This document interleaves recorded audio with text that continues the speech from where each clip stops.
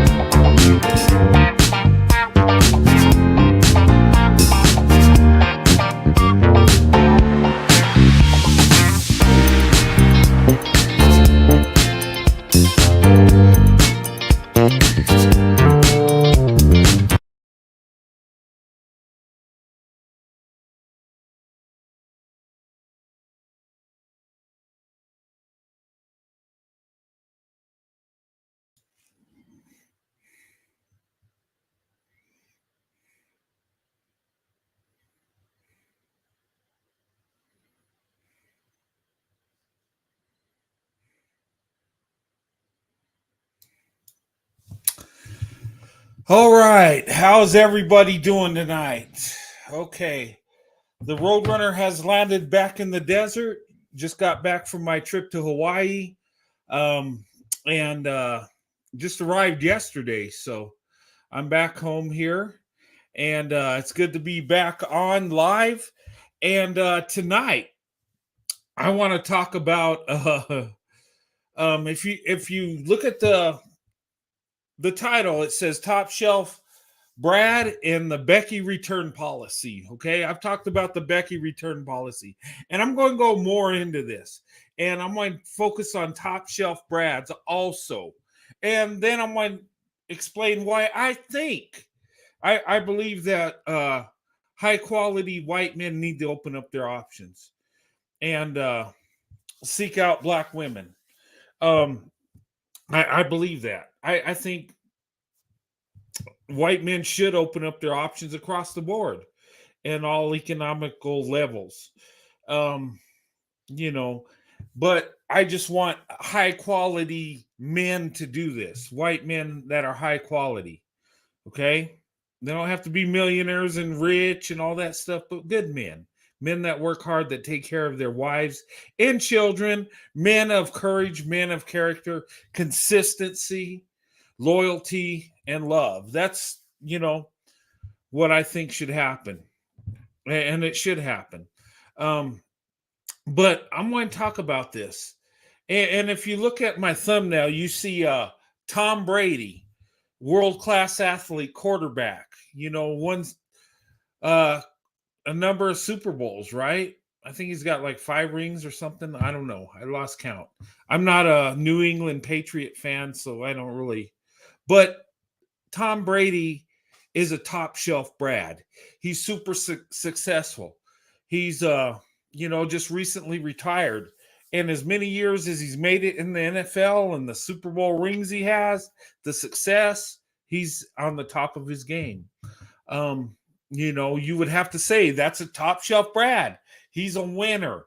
And then you got Kim Kardashian. She's a millionaire also, and economically, she's on the top shelf.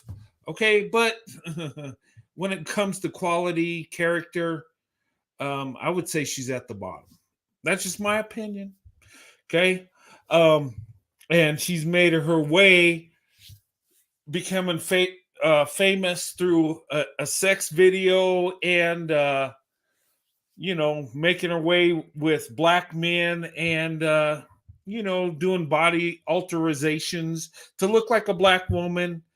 And, she became famous that way. Okay.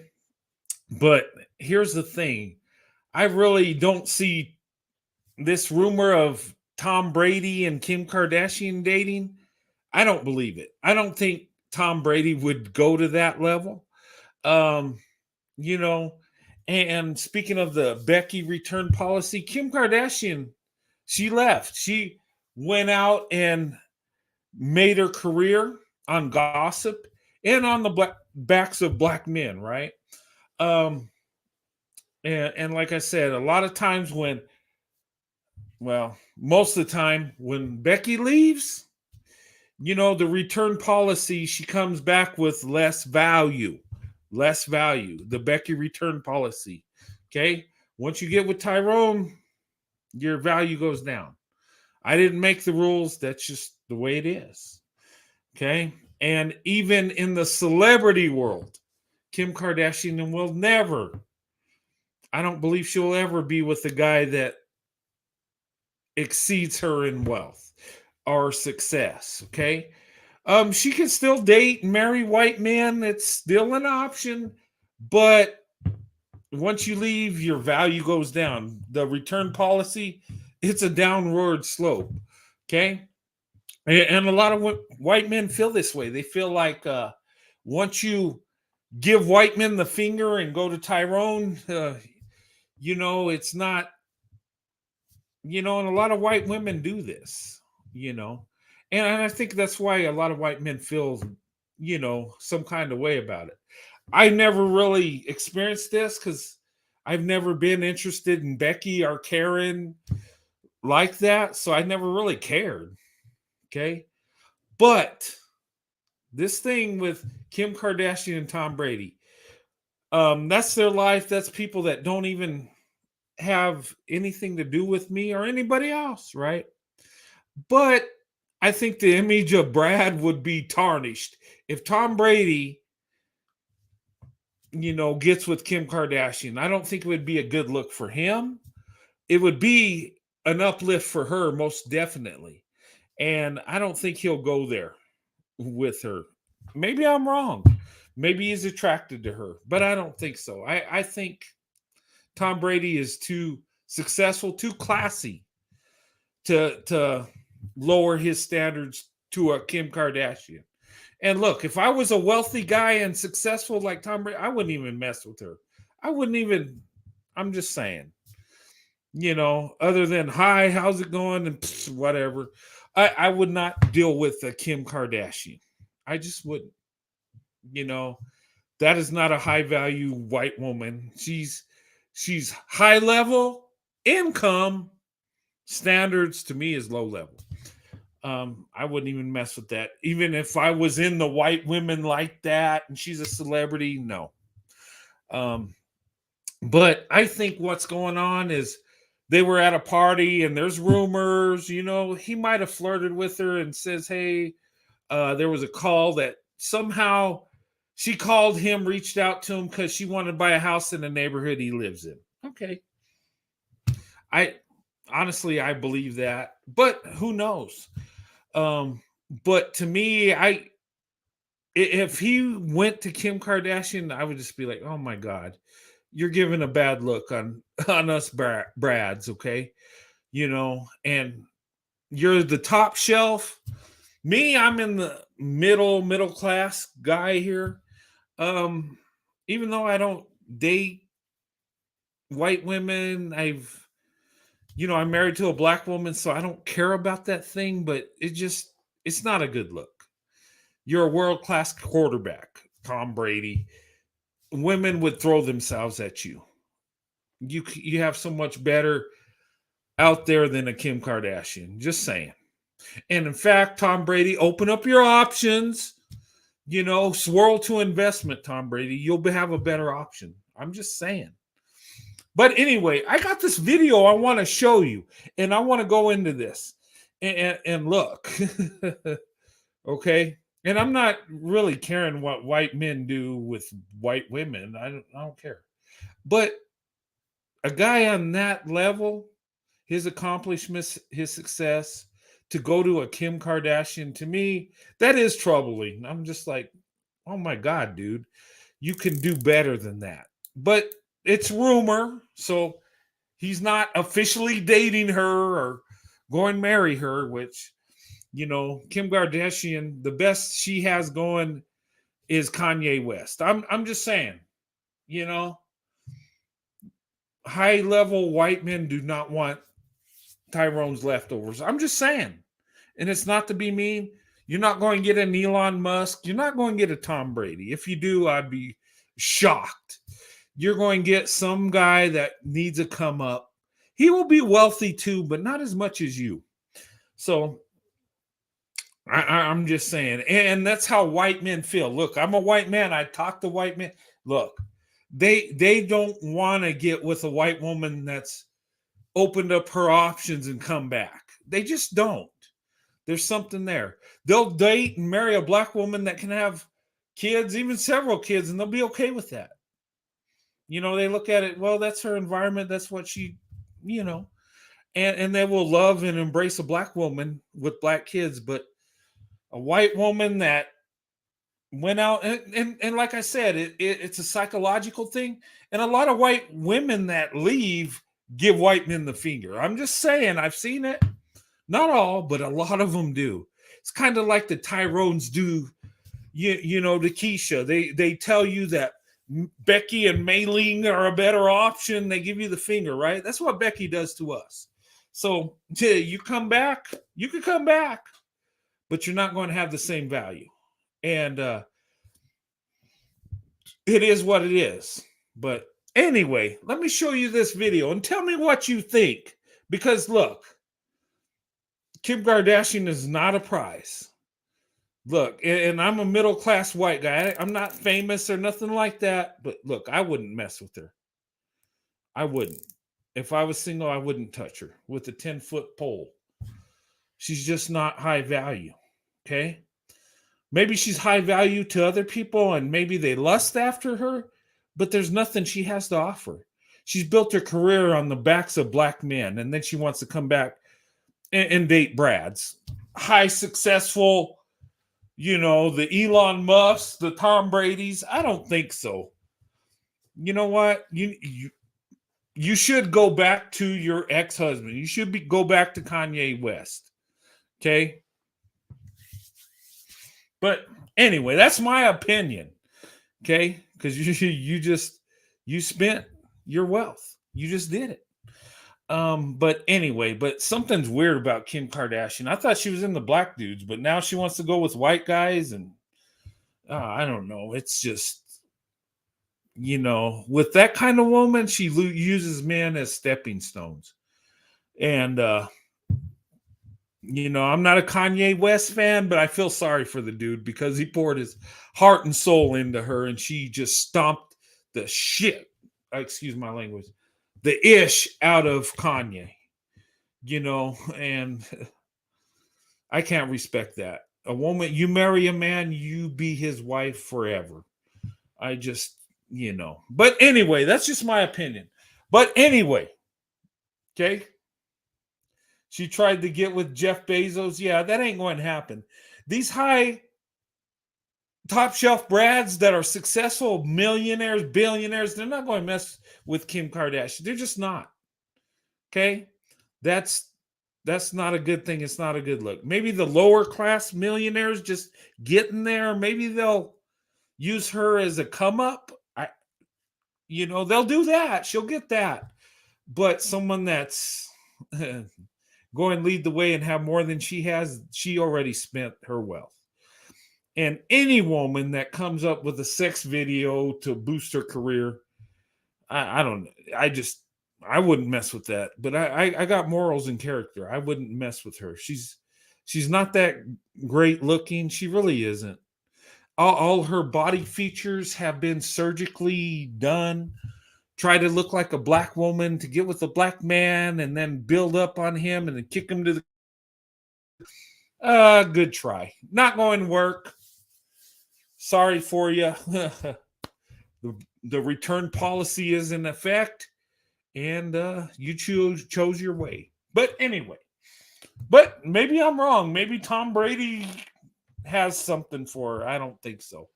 I'll be really shocked. But anyway, let me show you this video here. Here I'm sitting here grilling, got a little. Okay. This guy, I come across this video, and he's a famous blogger. He's got hundreds of thousands of followers, and he tells his opinion on this situation. And this is how white men feel. This is how I feel. And I don't give a damn about Becky or Karen. I'm not even interested. Look, I'm gonna be honest. I haven't been intimate with the Becky or Karen. It's been black women all the way. But anyway, but I do feel a certain way about this because this is dumb. If Tom Brady is going to lower himself this way, it's stupid. But anyway, let me show you this video and tell me what you think. Okay, I gotta do a real quick rant here. I'm sitting here grilling, got a little salmon on the grill. Just saw a post on Twitter, New York Post, that Tom Brady is supposedly dating Kim Kardashian. I can't have this. I can't have this. It makes me want to puke. No, I know, Tom Brady. It makes me want to puke too. Oh my God. The same age as I am, and I have no right. Who am I to like talk about other people's dating game? I'm dating a girl much younger than me. People have said shit. So who am I, right? Who am I? Well, I'm the number one Tom Brady guy in the universe. He and I got what, a combined 12 rings together. I've been in the trenches. I've gone to jail. Tom Brady can't date Kim Kardashian, okay? Kim Kardashian, listen, she's hot. She's a bazillionaire. Honestly, look, I don't think she's that hot. I really don't. Kim Kardashian she's not natural, okay? She's had surgeries done to make her body shape a certain way. And I believe she had a butt reduction to look more like a white woman, thinking that white men would embrace her, thinking that she can, do her gossip show. And she built her career on the backs of black men. And well, that honestly, I think white women find it easy to do that on black men because they're so gullible and stupid. But you know what? And Kanye was dumb. I'm just going to say I believe he loves her. I believe his heart is with Kim, but Kim don't give two issues about Kanye. I mean, honestly, um, But anyway, I mean, it's none of our business who Tom Brady dates or Kim Kardashian. It's not. That's their life. It's their choice, and we need to respect it. But I just don't think that a man of that high caliber, a man that has that much class, would stoop to a Kim Kardashian. I'm just saying. But anyway, let's listen to more of what he has to say. But she's like a paparazzi girl. She fucked on camera to get famous. Sure, she's talented. Okay, guys, sorry about the language. Okay? This guy, he just says it. She had sex on camera, okay? So if you don't want to hear the cussing, just bow out. But that's how she got her career started. Okay? She does other stuff. She ruins every man's life she touches. She's a Daily News, a Page 6, a reality TV girl. Nothing. I'm what am I? I'm nothing. She's like, I'm not saying there's something wrong with that. But you're Tom Brady. You're better than that. If you're not better than that, none of us are better than that. Okay, I disagree. If Tom Brady's going to lower himself that low, I still have value in myself. It don't lower me. When he says, if you're going to go there, if you're not that good, we're not. No, I disagree with that. What Tom Brady does don't affect my value, my quality. He don't affect my morals. Okay, it would be a bad look on white men. It would, but we live on. So I kind of I disagree with that. But anyway. Just drags him. And then what, Kris Jenner is going to be running his life. He's going to be on Meet the Kardashians and like talking about nail polish with Scott Disick and fucking Kanye and that other guy who keeps having the babies, the Laker guy and Chloe and it's, no, I don't want him in that world. Tristan Thompson, we're going to be like, it's going to be dinner with Tristan Thompson, Kanye, the Kardashians, fucking Kris Jenner. No. He's better than that world. So I did a quick list here. Who he can date? Like, oh, Dave, you got all the answers. I don't know if these women are all taken single, some are taken, but you get the point. Kardashian's an A-list, but she's like a dirty A-list. It's not the real A-list. It's not Scarlett Johansson, Keira Knightley, Halle Berry, Margot Robbie, Ana de Armas, Isaac Gonzalez, Candace Swainpool, Dua Lipa, Taylor Swift, Zendaya, Rihanna. Like, these are real. There's 2 black women he said in there. Okay. Maybe there's other ones. I didn't recognize the names, but he did say Halle Berry. I think she's married. Rihanna, she's married to A$AP Rocky. Honestly, why didn't she reach out to a Tom Brady? Someone like that. Why didn't a Whitney Houston, instead of going with a Bobby Brown, go with open up her options? I don't know. I just don't know. I mean, who's that guy? Gosh, my mind's going blank. This is messed up. But why wouldn't Whitney Houston got with Kevin Costner instead of a Bobby Brown? I'm just saying, Bobby Brown, he was famous, but that dude slept around on her, had children while married to her. But Kevin would have loved her with all his heart. That dude was crying at her funeral. He was so heartbroken it wasn't even funny. And he didn't have a relationship with Whitney. Just think if he did. Oh my God, that dude would have moved heaven and earth. And yeah, he was married, but I think he would have left his wife for Whitney. I'm just saying. I don't know. These black women, these celebrities, they should open up their options. I think they would have a better life, a better, being taken care of better. I mean, and some women have. I mean, look at the women that have opened up their options. Look at Donna Summer, Diane Carroll. Look at Diana Ross. Have opened up their options. Look at Serena Williams, and I think Venus is. I don't know if she's married or dating a white guy, but Serena opened up her options, married a white man. They have kids together. They have a family setting. She wasn't getting that from black men, and she was dating black men. She was giving black men a chance, but they didn't come through with the ring. They didn't wife her up. So the hell with them, right? Seriously. Tom Brady and I mean, Rihanna, I think could have pulled in a Tom Brady. I'm just saying. Tom Brady, I think he would date black women too, if the mood was right and the situation was right. Look, us white men are open to dating black women. We are, beyond what they tell you, beyond what the conditioning says. White men are open to dating black women. But Kevin Costner would have married Whitney. I'm so convinced if she would have, reached out to him and showed him some love, I think he would have kicked his. And I know I shouldn't say this, but I think he would have kicked his wife to the curb for Whitney. I do.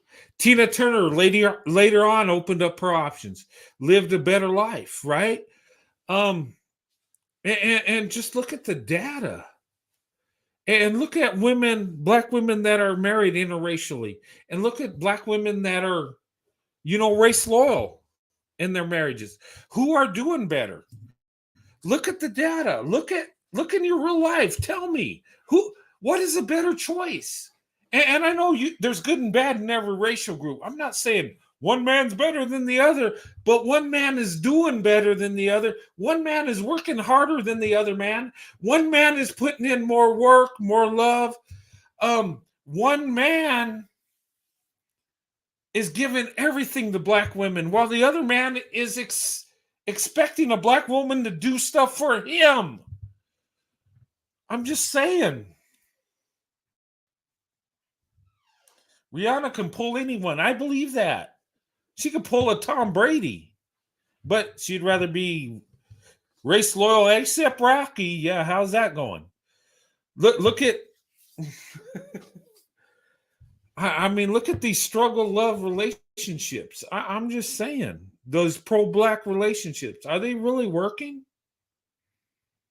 I don't know. I mean, from what I see, it don't look like it. They are. Um, the facts speak for themselves. They do. Let's listen to what else he's got to say. It's almost over.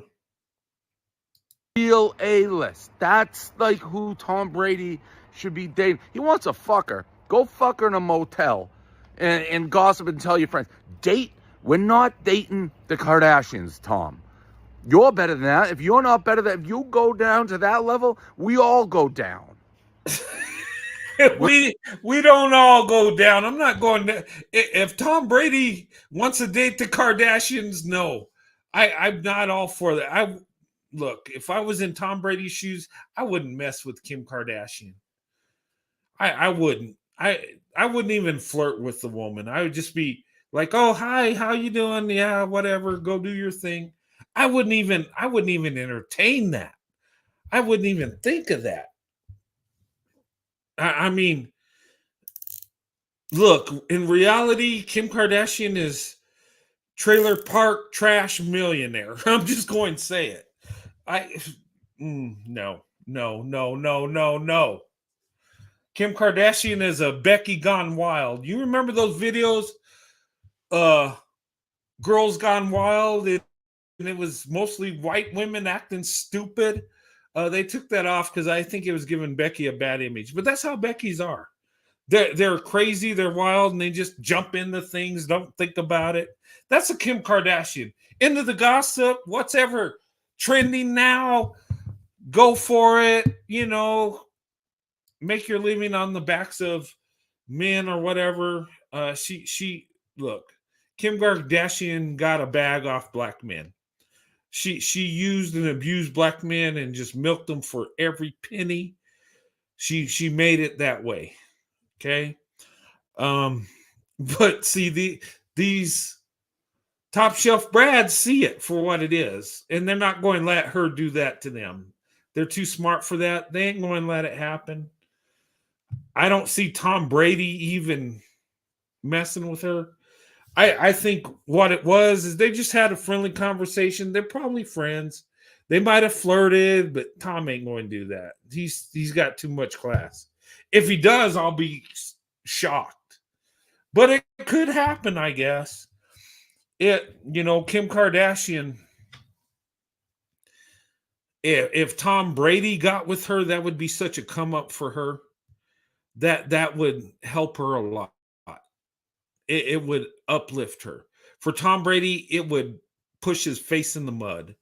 I'm just saying, it's not a good look for him. It's a great look for her. But yeah, the Becky return policy is in all economic levels. Becky, once you go out, you date out, that's fine. None of us are against that. But coming back, most white men ain't going to deal with you. It's just the way white men are. And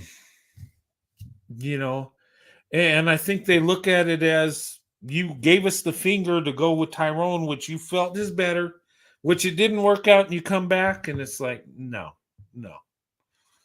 And really, I never really realized that. I've been so into black women, I never really focused in Becky like that. And I was like, and I've had friends, white women friends, that were like, they really love this guy, but they got biracial children. And can he understand that was then, this is now, and she really loves him? And I would feel compassion. I would. I'd be like, well, yeah, I mean, you shouldn't be concerned with, the woman you love, who she dated in the past before she knew you. I just would feel compassion. But then when I talk to white men, they're like, no, man, no, dude, they give us the finger on the way out because they said that was a better option. Now they want to come back because it didn't work out. No. That's how white men feel. Seriously. I don't feel that way because I never dealt with Becky. I don't care about a Becky. I don't hate them. Never been attracted to them in an intimate way. Just saying. That's me. Okay. People say I'm weird and I'm not supposed to be that way, but I am who I am. That's how the way it is. But seriously, Tom Brady is too valuable. He's got too much class. If he would go to a Kim Kardashian, that would be stupid to me. I'm just saying. And the guy said, well, if he wants to get with her and have sex with her at a hotel, do that. That's unbecoming too. You know, Tom Brady, he just had a divorce with that one, the supermodel or whatever he was with. I just the guy has too many options. He's a world-class athlete. He's a quarterback with several Super Bowl rings. He's Tom Brady. I mean, the dude's a good-looking dude, right? Women would throw themselves at him. Why would he mess with the Kardashian? That to me is the dumbest crap I've ever, but the rumor stuff. Tom Brady could have any woman he wants, really. He should open up his options. Date black women. Go for a Rihanna. Go for a high profile black woman. Because you know what? Black women up there in the higher status, the celebrities are being raked through the coals. And tell me they're not. Tell me black men ain't raking these high profile black women through the coals. Tell me, Beyonce, what did Jay-Z do to her? Cheated on her, run her face through the coals? What happened to Rihanna? That stuff that went on with the guy she's with, they're not even married. They just have a kid together. Okay. The cheating that's going on. What about Keisha Cole? I think she's had her face run through the coals too and put on a tattoo for some guy that don't really, that can cheat on her. Like, what the hell? What is going on? I mean, is this black love? I'm just saying. Is this what it is? I'm not a black man, so I don't know what that is. I hear it on TV. I hear black women talk about it. I hear black men say, oh, they're all for black love, but what is it? But when I look at stats, you know what it tells me it is? It's 27% of black women being married. It tells me that black women are the most single mothers in society, in our country. It tells me that black women are the most educated, most successful, but the most mistreated, the most abused, the most unalived. What the heck is going on? So tell me. I know a solution and it's controversial. I know a solution and people ain't going to like it. I know a solution that will fix this. It won't make it perfect, but it'll make it better. That's for black women opening up their options, getting to know other groups of men, white men, Asian men, Hispanic men. Open up your options. Black women, you are only 7% of the 7% of our nation. 7%. That's it. Your option is open. You have access to every man in America. And they'll say, well, it's less than 1% of white men marrying black women. And, not many of them are doing. Look, there are millions and millions more white men than black women. So, of course, the percentages are going to be low. And I've said this. If every black woman married a white man, we would only be at 28% maximum. 28%. So our numbers would be low even if we married every black woman in America. They don't tell you that. They don't tell you the percentage of black women that are married to white men. They won't tell you that. They tell you the percentage of white men married to black women. Why? Because the numbers go in their favor because there are millions more white people than black people. You're talking about 50% of the population are white men and only 7% are black women. So, of course, the percentages will always be low, even if every black woman married a white man. I'm just saying, people, they got a way of manipulating this stuff to make it look worse than what it is. But I look across the board. How many black women have to deal with the man not being faithful, for the man having a side chick? And when the guy gets $100,000, he's a high value man, and you just got to put up with this crap. I tell you what, in the white community, 100,000 don't mean a damn thing. That just means you got 100,000 a year. Becky don't care about that. Well, I mean, if she's trailer park Becky, she'll love that because her standard of life goes up. But other than that, we don't have the luxury of saying we're high value. You need to date down to get to us. You need to marry down. No. Becky don't give us that option. You know why? Because she don't have to. You know why Becky don't lower her standards for white men like black women do for black men? Because she don't freaking have to. And black women, you don't have to either. But when you're totally race loyal and you will only date black men, you have to lower your standards. Number one, you're outnumbered by over 2 million in this country. And the number's growing because black men are unaliving each other at a faster rate than any other group of men. So their numbers are going down. Black women, you're not committing as much crime as black men. In fact, black women ain't really committing crime. They're actually doing the right thing. So actually, your numbers are going up where black men are going down. So the ones that are there, and we're not going to talk about the incarceration, are we? The ones in jail? The ones that have felonies? Let me tell you something. All these beta dumpling boys that come in on me, that want to, react to my videos, that want to roast me and all this other crazy crap, they're felons. They are. Most of them have felony convictions. They're not doing nothing. In fact, they're not contributing to society. They're taken from society. And it's crazy. But I see that. And why do they go in on me? And it's funny. These beta dumpling boys, I'm telling you, they don't attack me directly. They go for my wife.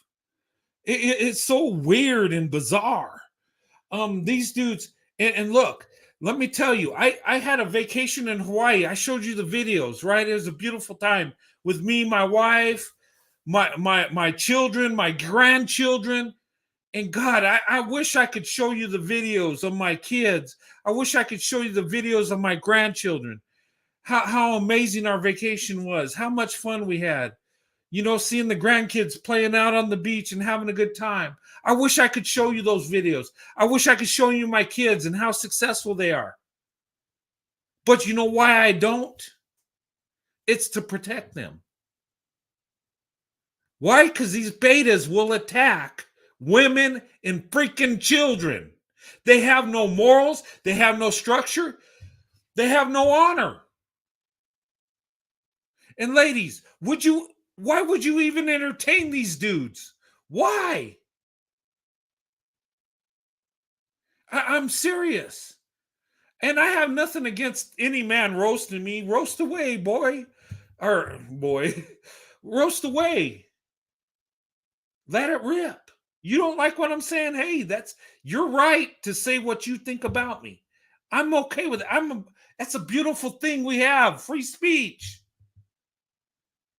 But when you go in on my wife, my children, that's a problem. That shows you're not a man. That shows you're a woman. That shows that you are beta as hell. And that's why I call them the beta dumpling gang. Why? Because they go in on women and children. They don't address men. And I thought about this. And I'm thinking, wow, why would this guy attack my wife? My wife don't even say nothing bad about nobody. The only thing she talks about is her love for me, our children, and grandchildren. But they attack her for it. Why? Because she's with the white man?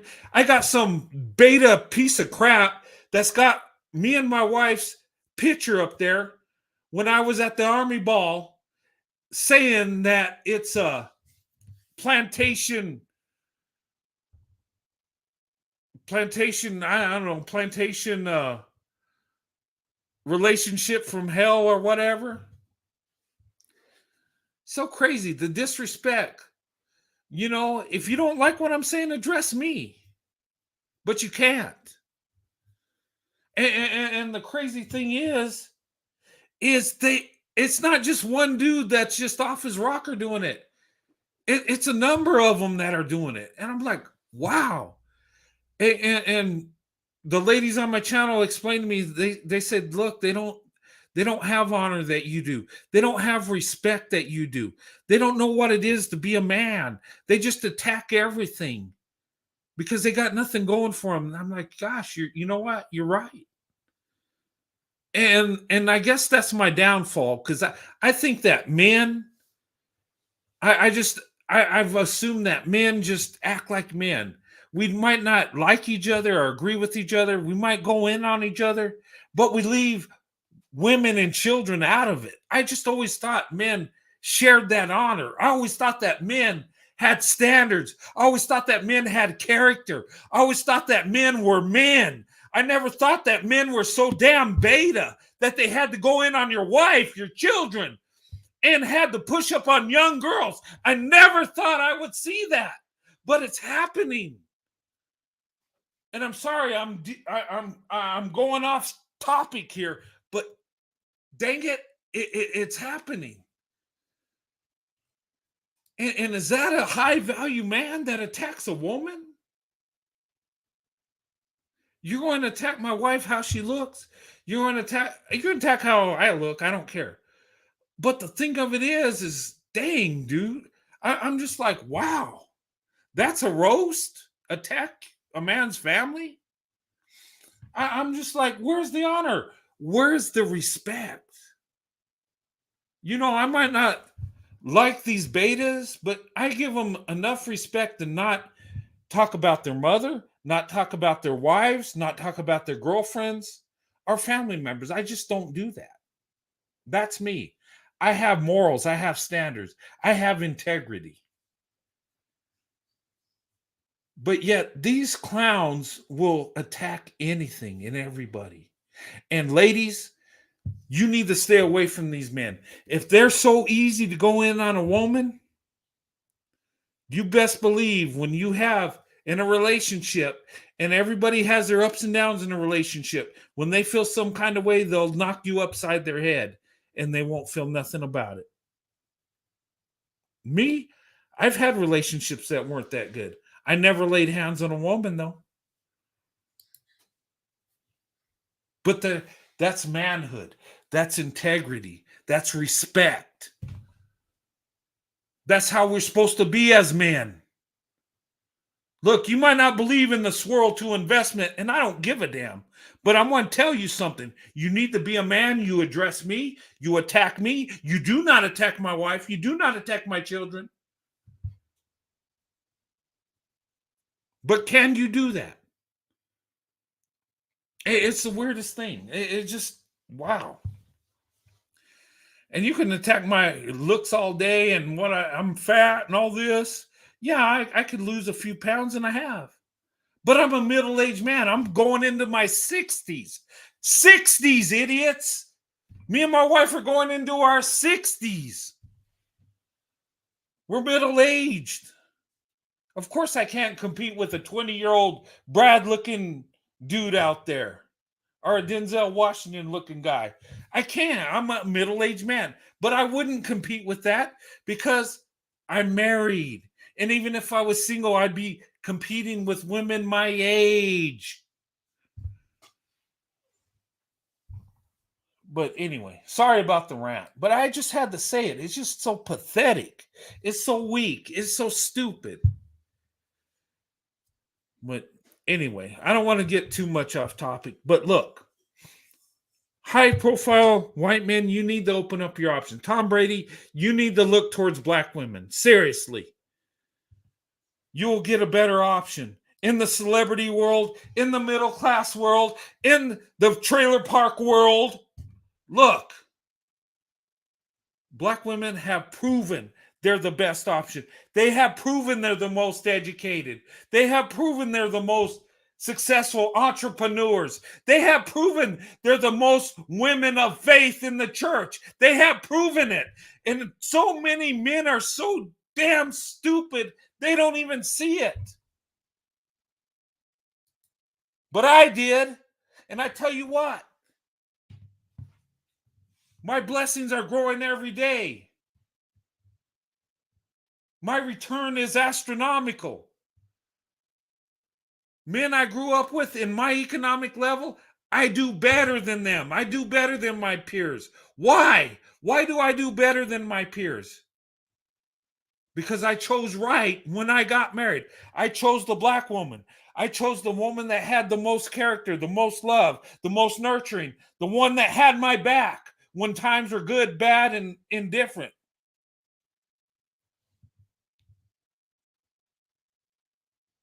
Because I tell you what black women are. Black women are strategic. Black women are loving. Black women have a plan. They think beyond the relationship and the physical part. Yeah, they're into that too, like all of us, but they go beyond that. They think ahead.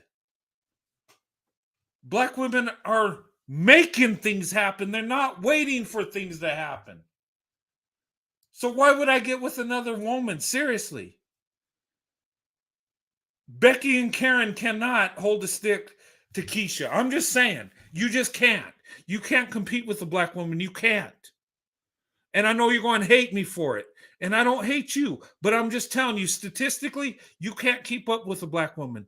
And you know what? She has less resources and less opportunities. But I'm telling you, once it's level, you're done. Once black women get there, once black women say, you know what? We're opening up our options, the world will freaking change. The standard of beauty will change. And I'm telling you, for centuries, my grandfathers have put Becky on that pedestal. But when it came to me, oh, hell no. Keisha's going up there. The black woman's on my pedestal. Black men call black women queens. Us white men don't call them queens. We treat them like queens.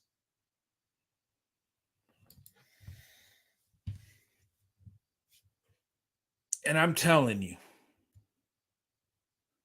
And I look at this thing and I'm just like, wow. And I wanted to talk about this. And look, Kim Kardashian is a basic Becky. She's a bounce along Becky. Okay, she is. She goes where the popularity is, where she can make money and use men. That's how she is. Okay? That's the Kim Kardashian. And that Becky's are like that. That's how a lot of Becky's are. And I'm not mad at them for being strategic, but dang, if you want to be with a certain group of men, be with them. If you thought Kanye West was the best thing, you should have stayed with him. It's called loyalty. It's called commitment. It's called a marriage. And let me tell you something. That's what black men get from Becky. So black men that want to open up their options to Becky's, Karen's, Maylings, you're not going to get the same value that us white men get when we open up our options to black women. You're not going to get the same love, the same nurturing, the same loyalty. You're not. But you're so stupid that you kick black women to the curb. You made other women a preference, and you threw it in the face of black women. And I'm telling you, your chickens are coming home to roost, and you're not going to like it. And other men will marry black women and will have families with black women, will build legacies with black women. And you're going to be kicking rocks, hitting the wall. And I've said this. If black men loved black women like black women love black men, they would dominate the society. They would dominate in our country. They wouldn't be worried about reparations because they would have all the wealth. They would have the most success. They would do it. But instead, they threw away the best treasure they had. They threw away the best option they had. They threw away a beautiful blessing, the black woman, that was so loving, so loyal, so nurturing, that would have given these men everything. And I'm telling you, the way you treat women will depend on whether you're blessed or cursed.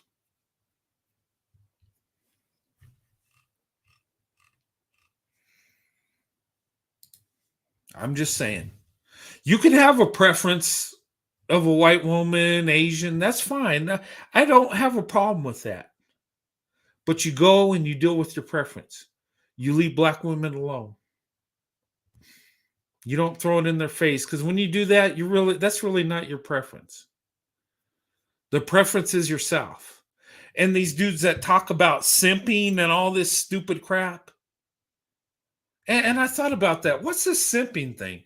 And I've heard this. And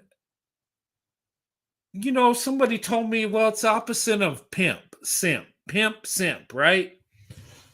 And it's seen as a weakness, right? But is a pimp a strength? Exploiting women, that's what pimps do, right? And I would say a pimp isn't just someone that, exploits women in prostitution, but a pimp is somebody that exploits a woman, someone that takes advantage of her resources, somebody that uses up a woman, right? And that's what these guys do, and they glorify that. And I'm thinking, wow. And I've seen black men going on other black men saying, well, you're a simp because he's showing a woman love or he does something special for her. And they'll call him a simp for it. And I'm like, what is a simping thing? And they've called me that. You're a simp and all this stuff.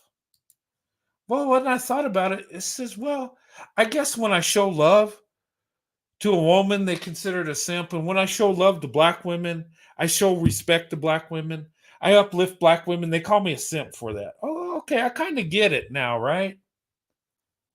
Well, when I make a video going in on some black dude that has attacked me and my wife and family, they get in an uproar and they go in for each other, right?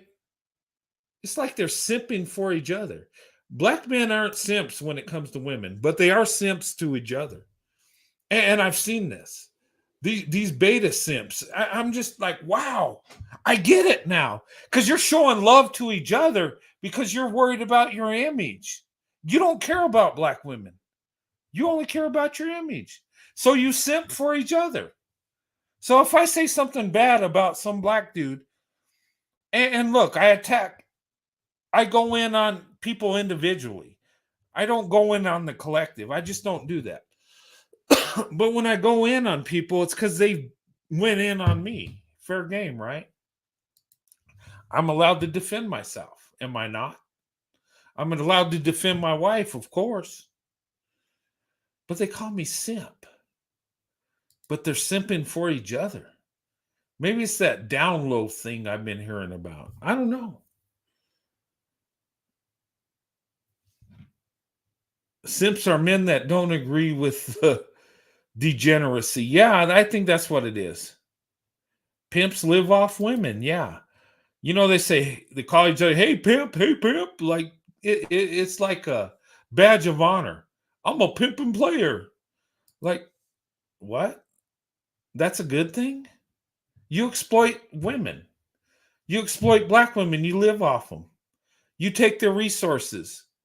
And then you have a side chick while you're doing it. Oh, that's great. And you don't think there's going to be some karma that comes from that? They don't call men who bow down to Becky simps, though. They don't. No, they love Becky. It's funny how when a white man dates a black woman, it's white supremacy, it's plantation love, it's freaking a fetishization, all this other crap. But when Tyrone gets with Becky, it's like, oh, it's about love. It's about, oh yeah, they treat us better and all this. Wow. And it's crazy. It's like they're allowed to open up their options. These betas can open up their options on you ladies, but yet you can't open up your options. You got to stay race loyal no matter what. You got to stay till you're 20, 30, 40, 50, 60, 70, and then life's passed you by, and that Denzel that you dreamed about never came. And you know what? That black love just never happened. And I'm going to tell you something. This controversial, and I don't give a damn. Black love is on life support. Does it exist? Sure, it does. There are black people that love each other, and I respect that. I have no problem with that. But statistically, black love is only wifing up 27% of black women. So black love needs a makeover really bad. I'm just saying. Maybe swirl to investment is the answer. Maybe black women opening up their options to other men is the answer. You know what it will do? If nothing else, it'll make more men compete for you.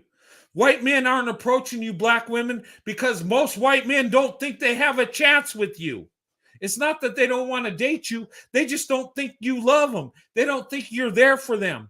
And I talk to white men all the freaking time, and I tell them, no, it ain't that way. No, it ain't. It's a misconception. It's a stereotype. Don't listen to that garbage.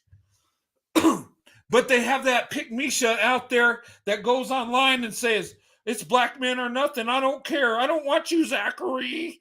Like this other pick-me-sha that I seen in a video. I got to show you that video. We don't want you, Zachary. Like, okay, well, bounce along. Zachary don't want you either. We want the black woman that's successful, the black woman that has the big heart, the black woman that's nurturing, the black woman that's going to love us, that we're going to love, that we're going to give her everything.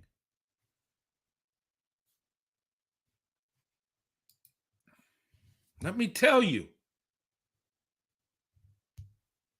You want to know the truth? You look at the data, you look at the percentages. How many of these dudes are wifing up black women? Black women, do you want to be a single mother your whole life? Do you want to be a fiance for 28 years? Is that what you want?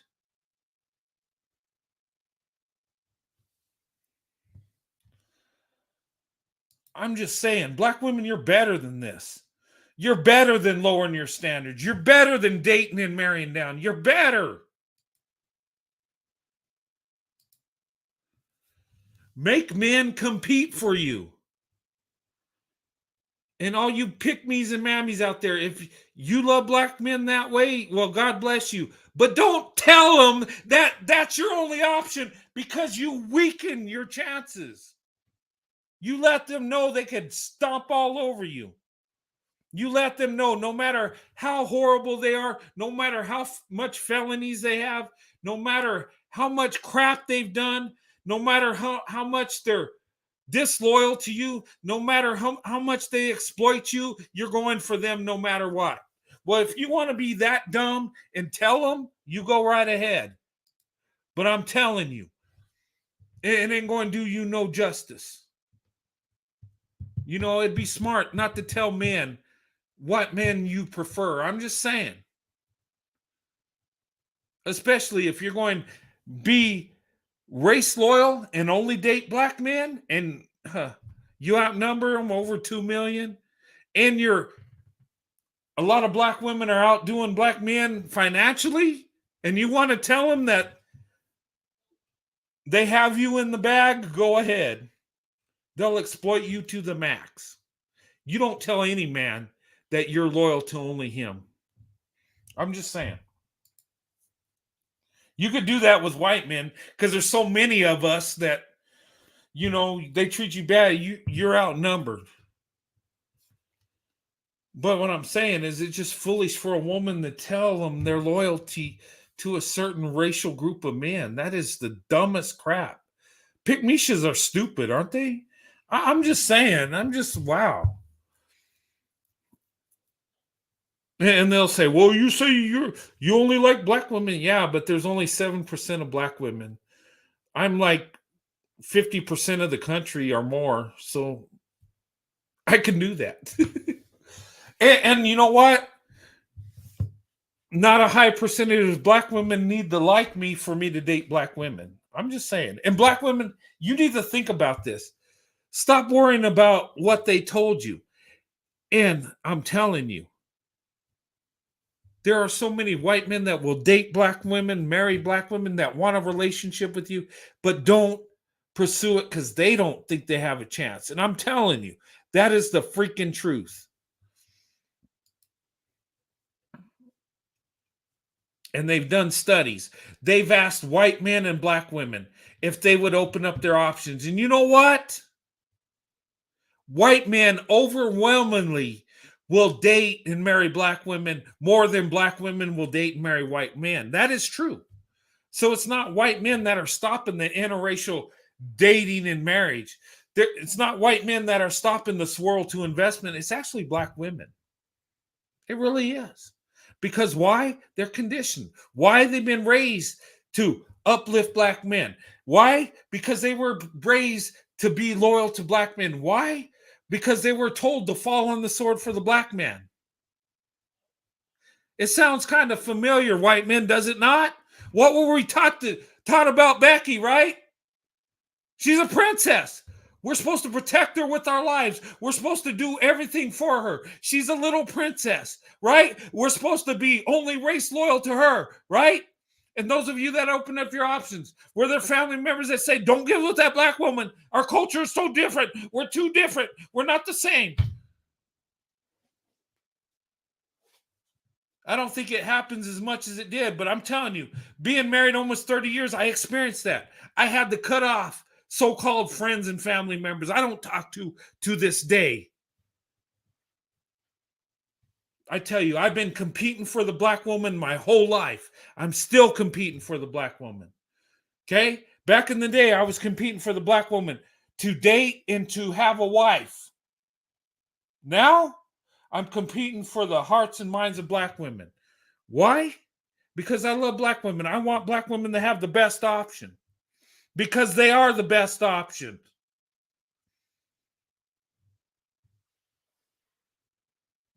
And I'm telling you, if me and Sandy can be married as long as we have and have a successful marriage, and our kids can all be college educated, and we can be that success story,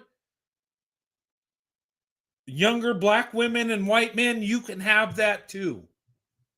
In fact, you're better off with each other than your own racial group. Yes, and I said it. And Brad, you're better off with a Keisha than a Becky. It's just a proven fact. She will love you more than any white woman you come across.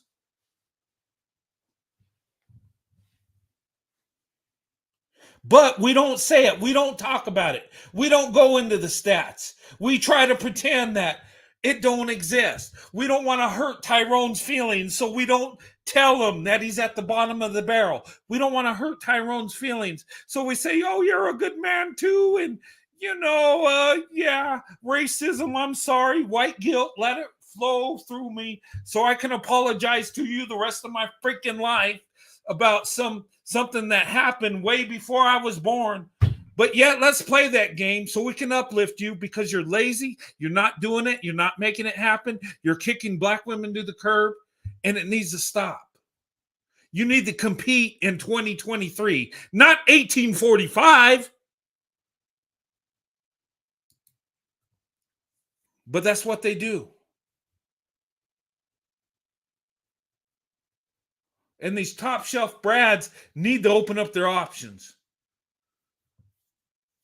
The middle class Brad needs to open up his options.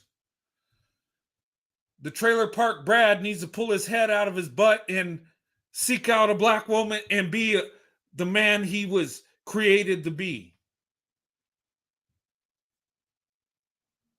Nobody will ever tell me that no other woman is better than the black woman. There is no other woman better than the black woman, straight up.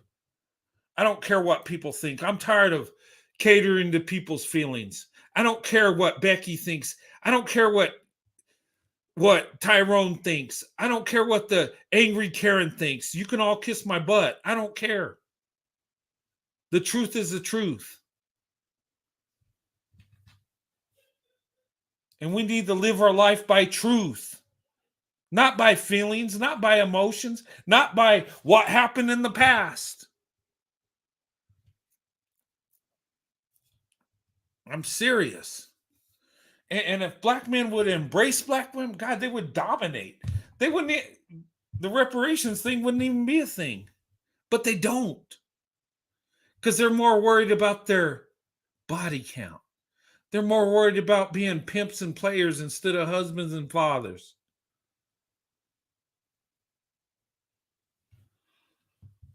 They're more worried about stupid crap that don't mean nothing. The value of a man ain't how many women he sleeps with. It's about how he treats the woman he's with. That's what defines a man. A man ain't a man. The number of women you're with don't make you a man. That just makes you a lustful guy. A real man takes care of the woman he's with, takes care of his children, marries the woman he procreates with, builds a legacy with her. That's manhood. And I'm serious.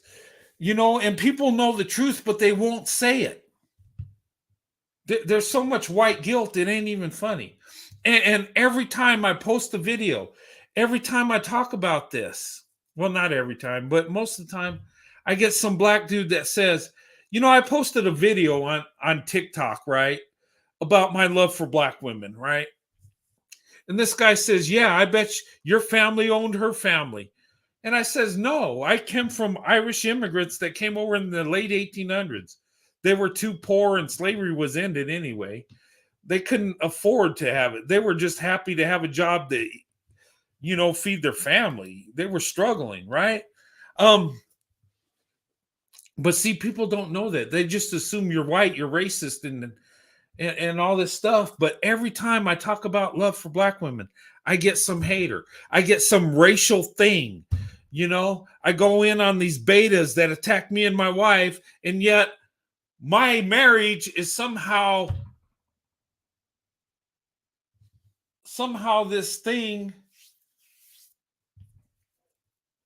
Gosh, I can't even think of the words, but it's just so ridiculous. Oh, a plantation love story from hell. That's what they say. Well, I'm just like, really? You don't even know my family. You don't even know where I come from.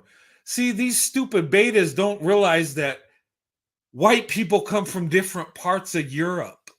They come at different times. They're so damn stupid. And it's ridiculous. But they always got to add a racial element, some kind of slavery thing to my relationship with my wife. And I find it so crazy. Like, really? Me and my wife were born in 1969. That was well beyond slavery and Jim Crow and all that stuff. Okay? But they'll link you to it. And I've thought about it. Why do they always go there? Why do they talk about that? I mean, if I said something racist, I could see them going there. But when I'm talking about love for black women, they go there. And it's like, really, how do you end up there? And I figured it out. The reason they go there is because they can't compete with you in 2023. They can't. These betas can't compete with me. And look, I'm not the most successful man on earth. I've done good in my life. I've taken care of my family, but I'm not something special where I've changed the world or anything. But I've been a good man. I've done what's right, and they can't compete with me. A lot of these dudes have felons. A lot of these dudes have done jail time. And the thing of it is my most criminal act. And get ready, guys. You want to know what the most criminal thing I did when I broke the law? I'm going to share it with you. Okay. And they might use this against me. Okay. I did something. I did break the law. You know what I did? I got a speeding ticket. I exceeded the speed limit on a highway, and a police officer pulled me over and gave me a ticket. And you know what I did? I paid that ticket and went along with my life. That's my criminal history.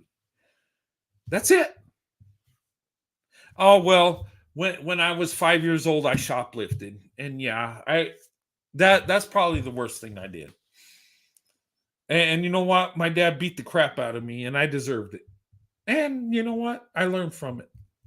But that's my criminal history. But the thing of it is when I look at, and look, stuff is public knowledge. If you want to know about somebody, you can look it up. If they got a criminal record, you can look at the Department of Corrections website. You could search people. And if they're registered sex offenders, oh, that's too easy. But I'm not going in on people about that. But they're they know who they are. But the thing of it is these dudes that have a background of doing criminal acts will judge you because you love a black woman, because you're married to a black woman. It's the craziest, weirdest, stupid thing I've ever heard. But anyway, sorry I'm deviating. I'm just ranting because I see this craziness. But I'm telling you, us as white men, we need to open up our options. We need to seek out black women. Okay. Because we're seeing that black women are a better option when it comes to marriage. And our children do better with a black woman statistically. And I've looked up the stats, I've researched it. And you know what? People will say, okay, yeah, that's true, but it's only because you're a small percentage. Less than 1%. Some woman told me, well, yeah, of course you're successful because you're less than 1%. I'm like, what? Like, what does that mean? Okay, well, we're the best option for each other, but we're less than 1%. She's talking about white men and black women, but it's higher than less than 1%. It's higher than 1%. Okay. Um, they say that to discourage you. And they say that black women, white men marriages are more successful because they're a small group. I hear this all the time. Why? Because they know what I'm saying is true. They know the truth, but they try to discard it as well. They're just a small group. So, of course, it's going to be successful. But I'm like, what? A small group could be a complete failure, too. And I'm thinking about this. Okay, well, less than 1% are millionaires. So, should you not strive to be a millionaire? Well, I'm not even going to try less than 1%. You think these athletes that have made, teams on pro football, basketball, baseball, these pro athletes, what if they said, well, less than 1% are going to be professional athletes, so I might as well give up? They don't do that, right? They try to get there. They strive to get there. Well, when it comes to love and marriage, shouldn't we want to have the best option? Shouldn't we look at the stats on the results of the marriage with the relationships instead of how many people are doing it? I mean, that's the dumbest thing. Why follow the crowd? Do what's right. Sometimes in life, most people are doing the wrong thing. So should I do the wrong thing because the majority's doing the wrong thing? If black women are the best option, should I just go with Becky because most white men go with Becky because that's where they go? Talk about a sheep. Talk about, they refer to people as sheep, but that's what sheep do. Oh, well, everybody else is doing it, so I'll do it. There's a black woman here that loves me. That's the best option. That will I will have a successful marriage. But I'm gonna go with Becky because Joe, Fred, and Tom, they're white men too, and they go with Becky because that's what they want because it's easy. Hell no, hell with them. They could go with that. I'm going with the best option. Well, most people don't pick the best option. Well, most people are stupid. I'm not going to be stupid like that. I'm just saying. That's the dumbest argument you could give me. Well, it's only less than 1%. Okay, well, I didn't pursue black women because most of them would like me and I would have a better result in dating. No, I chose black women because they are the best result. It don't matter if less black women like me than any other group. That don't matter. I just know what the best option is, and I want the best option. And do I have to work harder? Do I have to be on my A game? Yes, but that's okay. That makes me a better man. That gives the woman I married a better man, a better husband, a better father. Yes. Don't take the easy way out. Go for the best option. Most people aren't married interracially because they're not strong enough to be in an interracial relationship. Most people do not marry interracially because they're not strong enough. It's not that they don't want to do it, they can't handle it. They don't have the backbone, they don't have the courage to step out. They don't have what it takes. So they're not going to be the power couple. I'm sorry, that's the way it is. Tell me I'm wrong. And yes, even superstar celebrities don't have that courage. And if Tom Brady went with Kim Kardashian, I'd slap him upside the head and said, look, dumbass, open up your options. And I would say to Rihanna, why did you go with A$AP Rocky? Why didn't you go with the Tom Brady? Whitney Houston, why would you pick Bobby Brown? Why didn't you go with Kevin Costner? Seriously. But you know why? And here, I thought about this. When I look at Whitney Houston, right? She was so beautiful, so talented, a voice like no other, right? She had it all. There wasn't nothing Whitney Houston didn't have. She could have any man on the earth, really. She could have. And I think about that. And I was looking earlier in her career. There were people that protested her music. Like that dumbass Al Sharpton said that she sung too white, that she was catering to white people. She wasn't. She was just singing. She just had a beautiful voice that everybody loved. A lot of white people love Whitney Houston because she had a beautiful voice. She was a beautiful woman. Her image was awesome. Her voice was great. But yet, they attacked her for her beautiful voice, for her talent. Why? Because white people were interested in her music? Really? When you got it that good, everybody loves you. Everybody loved her. That was the thing.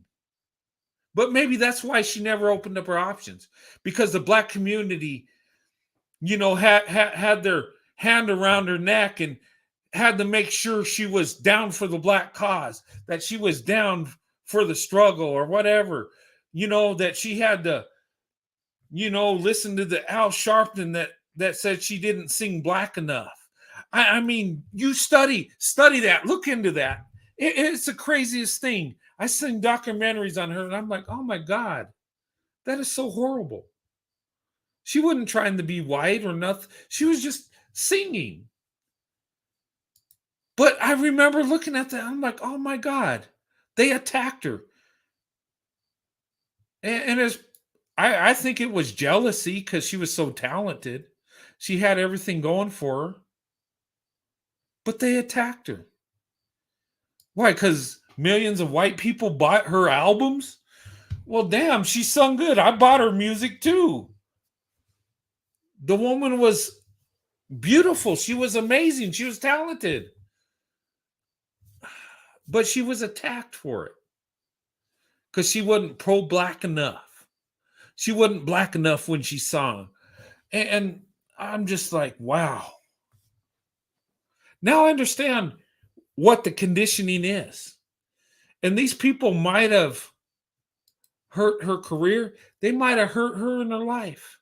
And maybe she never could open up her options because that was thrown in her face. And that's what's thrown in many black women's face. They're shamed when they open up their options and they marry a non-black man. Oh my God, they ran through the ringer. And if it's a white guy, oh God, they're going in on you. They're going to attack you. They're going to shame you. They're going to call you a race traitor. They're going to call you a bed wench. They're going to call you all sorts of things. But yet, black men in the community aren't wifing up black women.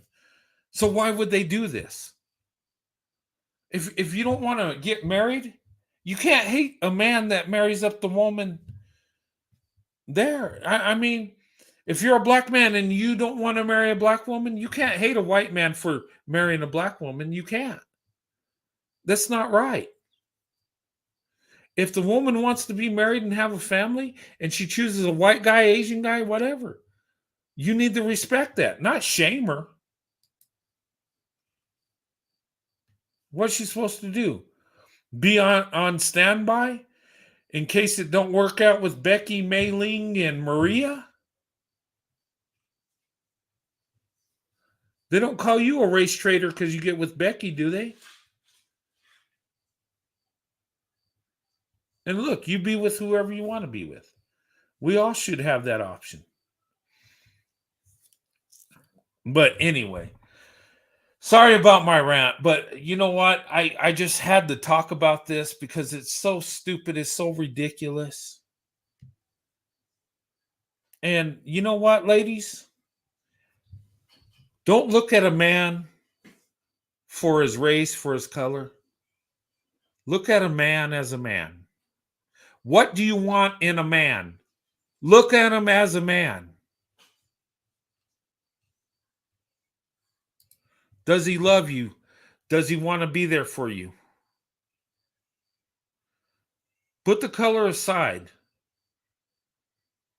What do you want in a man? And I would say, ladies, you figure out what you want in a man and you hold every man to that standard. And let the best man win. And if it happens to be a black guy, white guy, Chinese, whatever, you hold every man to that standard. Don't hold a white man to the fetishization standard when you let Tyrone, look at your butt more than your face. I'm just saying. When he knows every curve of your body but don't know what you look like. Don't do it. Hold every man to the same standard.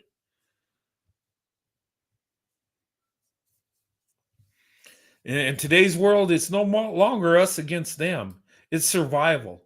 It's who is the best option for us. That's where our mindset needs to be.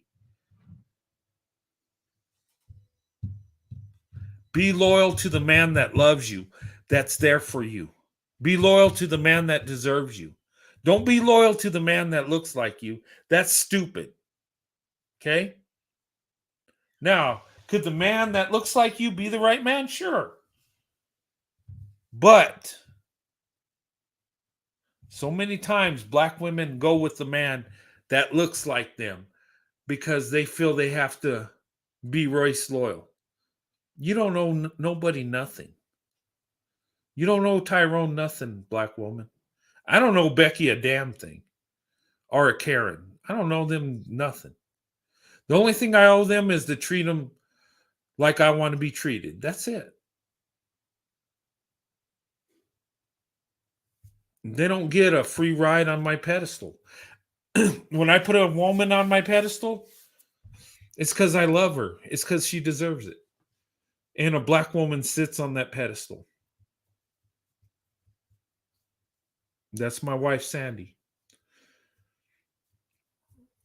And I'm telling you, one thing people cannot take away from me and my wife, they'll come online and make fun of us because we're older, because, we don't look like Brad Pitt and Naomi Campbell. We're not the Hollywood couple. But what we do have is we have love for each other. We have love, loyalty, and we have a legacy. We got each other. We love each other. We'll spend the rest of our lives together. We have children that love us, that are successful. We have grandchildren that are doing awesome. And our family's growing. And you can't take our love that we have for each other away from us. You can't do that. And I want to share my blessing with you and let you know, black women, there are other men that love you. Give your love to a man that deserves it. A man that you love that deserves your love. Make it about you. Black women have sacrificed themselves for black men forever. And I've seen black women sacrifice themselves for other races of men too. That's how black women are. When they love you, they give you everything. They do. That's what makes their love better than any love from any other group of women. Because when they love you with their heart and soul. They do. And I would say to black women, you have that. And it's a beautiful thing. And I would say, give it to a man that deserves you. A man that loves you like you love him. A man that values you being next to him rather than values what you bring to the table. Because I'm telling you, what I wanted from my table, I prayed to God and I asked God to give me a black wife. I did. Before I was dating, I prayed that prayer. And I made a promise to God. I said, if you give me a black woman, I'll love her with all my heart. I will do everything for her. I will be right. I will be a good man. I'll do my best. I said that. I said that prayer. And you know what? My wife, Sandy, came along and God answered that prayer. And through the years, I'm just at awe. I'm amazed. I'm amazed a woman would love me that much. That would give me everything.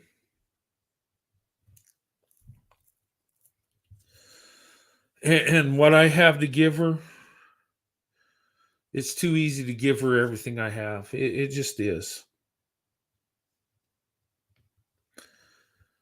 And when you love somebody, when you have true love, anything you want goes away. You don't even know what you want. You're so focused on making the person that you're with so happy, you forget about yourself. And I've lost my way so many times and stuff I wanted. And then I see something my wife wants, and I'm just like, I forget what I even thought about. It's all about her at that point. And you know what? We were on vacation, and she was looking at a ring, right? And we're like at a jewelry store, and we're in Hawaii, and she really liked this ring. And I watched her from a distance. She didn't know I was watching, right? I said I was going to look at other stuff. And I went to the lady at the counter. I says, what ring was she looking at? And she said, she kind of looked at me weird. She said, well, she's looking at this one. So I said, well, I told her my wife's ring size. I said, give me that ring in that ring size, and I bought it. And I spent a lot of money on this ring. Look, um, but I had money saved up for this vacation, so I had the money. So I just bought it. And when we got to the car, I pulled it out of my pocket and I gave it to her. And she just looked at me like she seen a ghost, like, what is this? I said, that's the ring you were looking at. And I can tell you liked it, so I bought it for you. And she just looked at me and just tears started running down her eyes. And she was like, she said, you didn't have to do that. Yeah, I did because I love you. That's what I told her. And, you know, it's just a spur of the moment thing. But what I spent on that ring, it was worth it to see her happiness. It was worth it to see, the love she has for me. It was just, if I could make her happy, that's what I wanted. And I'm gonna have to bring her on and show you the ring. But anyway, I says, well, consider this a teaser ring. I said, next year we hit our 30-year wedding anniversary. And I said, next year, when we celebrate our 30th wedding anniversary, I'm going to buy you the wedding ring you want. And, and I've been saving for this ring, this wedding ring. And my wife likes chocolate diamonds, right? And they look pretty neat. And I'm looking at this ring she likes, and it comes in a set. And then they have the man's ring that has the chocolate diamonds, but it has 5 diamonds. I want 5 diamonds in it, right? For me, because I want each diamond to represent everybody in my family, me, my wife, and our 3 children. So I think that would be nice. Um, but anyway, but when you see my next vacation, we're going to be in the Caribbean, and we're going to celebrate our 30-year wedding anniversary, and that's going to be awesome. But anyway, but one thing they can't take away from me and Sandy is our love for each other. You know, they can't take that away. We've been together through the years. I remember when we got married when we were young in our early 20s. We looked much younger back then. Um, and I look at us, gosh, we were so skinny and stuff. And it was like, but as through the years, but I embraced that day we got married. I was on cloud nine that whole day. Um, my wife was actually a few minutes late, but she was getting her hair done and she got it braided. And it took all freaking day for her to do it. And it was like it was micro braids, but they had it like it was wrapped around, and the style was beautiful, but it took a long time to do. And I remember when she came in and I was just like, wow, she's going to marry me. And I was like, I remember I was sitting there, and the preacher, it was funny because when we talked to the preacher before we got married, he was like, and it was a preacher from my wife's church, because the preacher of my church was out of town. I think he was out in California or something, because, well, I couldn't plan out when I was getting home because I was in the army and I was going through training, so I didn't know when I was going to come home. So it was like we got married when we could do it, you know. But I remember the preacher talked to us. He says, I usually counsel people And he says, "You're the only couple that I agreed to marry you from the first time we talked." And it was crazy. He brought us in. He says, he asked me first, he said, "Why do you want to get married to Sandy?" He said, "She's been in my church forever, and I know her mother, I knew her father and her family. Why do you want to marry her?" And he just looked me in the eye, and I told him, I said, "I've always wanted to marry her. I just met her just now." And, I was like, she's everything I ever wanted, everything I prayed for. And he was like, "Okay." And he asked my wife, "Why do you want to marry him?" And she said, "Because he's the one God wants me to marry, and I love him." And he's like, he said, "Wow." He says, "You know what? Your marriage is going to work. You're going to be all right." And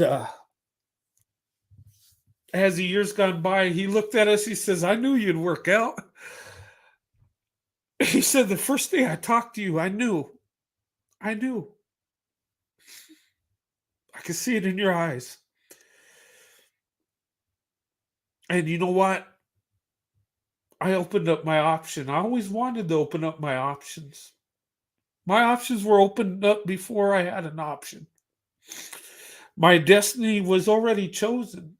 God's plan was already there. Um, and from that day, never looked back. But yeah, but that's one thing these betas don't have. They don't know what true love is. They don't know what it means to grow old with someone you love. They don't know what that is. They're caught up in lust and vanity. You know, I guess they think they're going to marry somebody that looks like Naomi Campbell and be young the rest of their life. I don't know, but they don't know what true love is. They don't know what commitment is. They don't know what family is. They don't know what legacy is, loyalty. And I tell you, black women and white men, we're strategic. We want the best things in life. But I think the problem is we're too afraid of being together that we don't let it happen. I mean, for me, I was just like, black women are too beautiful for me not to do nothing. I just,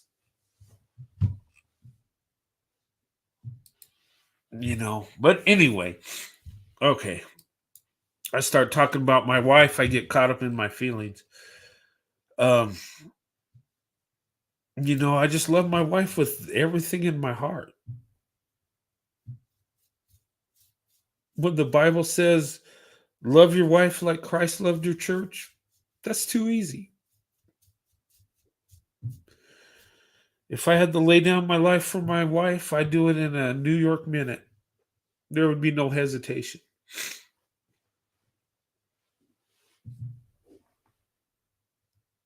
But anyway, okay, let me get out of my feelings about that.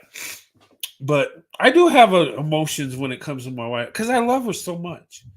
The love I have for my wife comes from God. It does. I prayed for her and she came.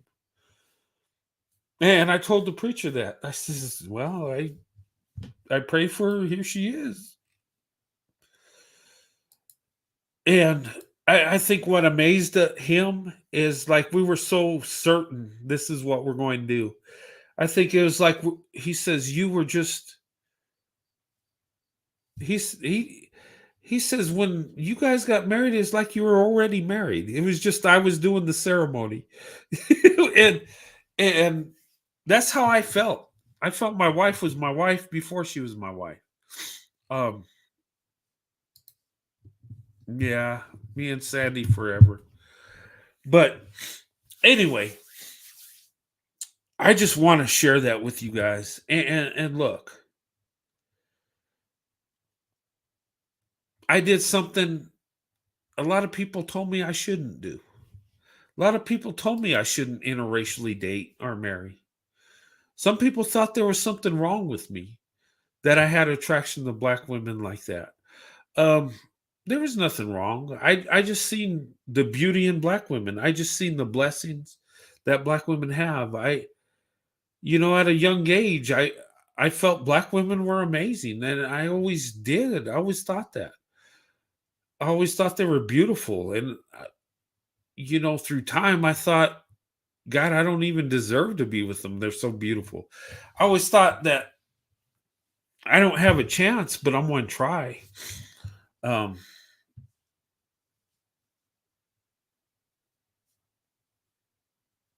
and I look at my life and I'm just like, wow.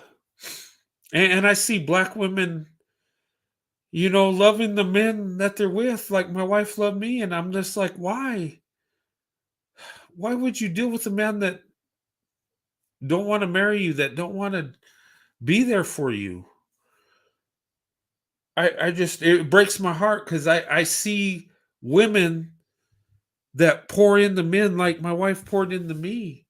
And I see men taking advantage of black women, and I see that the out of wedlock birth rate, and I see black women with broken hearts and fighting that good fight for the black man. I see that.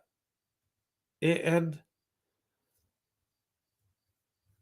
a lot of black women are losing when it comes to that. A lot of them are getting men that will give everything to them.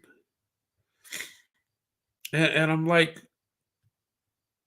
I don't like seeing that. I mean, and it just, black women are too valuable for that. They're too valuable to date and marry down. What is that? Why does a man have to be the prize? I never understood that either.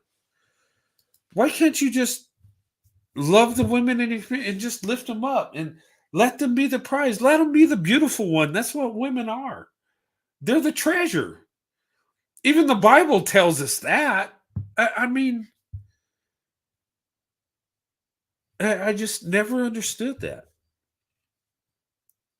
You know, Men and women both have their value. I mean, a good man has value. He does. But he's not the prize. That's not what he's there for. He's there to protect and provide. He's there to do the hard work. He's there to make a living. He's there to do what it takes to take care of his family. That's what a man's designed for.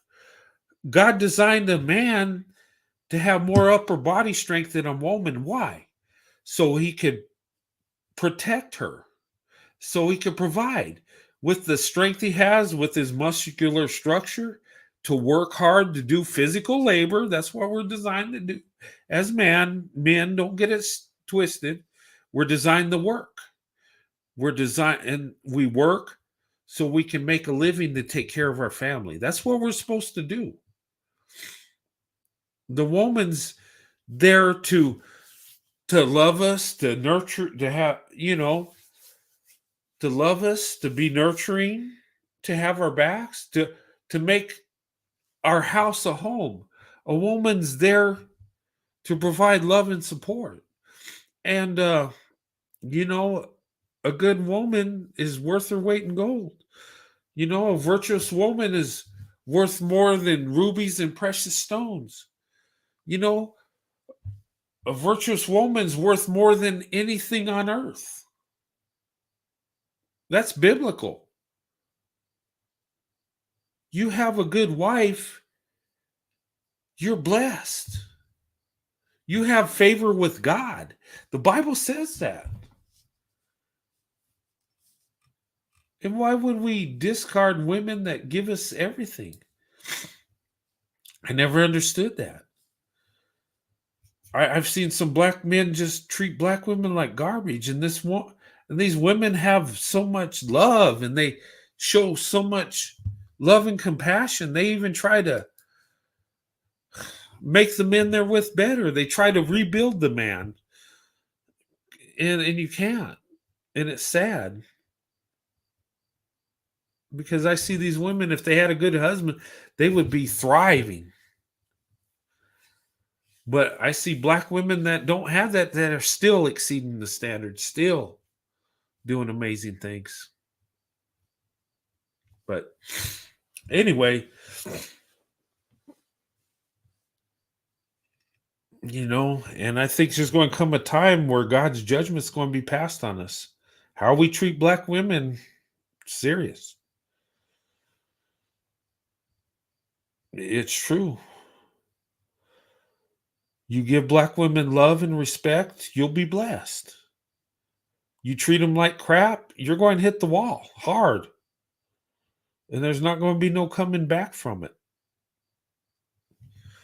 You can't take the most loving, loyal, nurturing woman and treat her like garbage. God is going to have a problem with that. I'm telling you. Your days are numbered if you're doing that.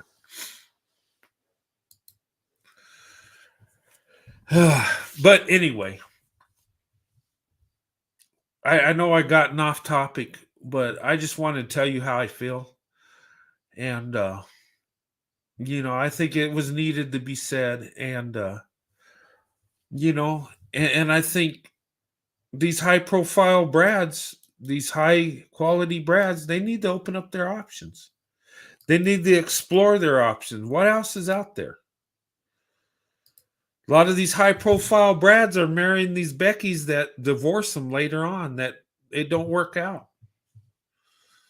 And I would say to these high profile, these high quality, high value brads, have you considered open up your options? Have you considered the black woman? Just saying. Have you considered even getting to know them?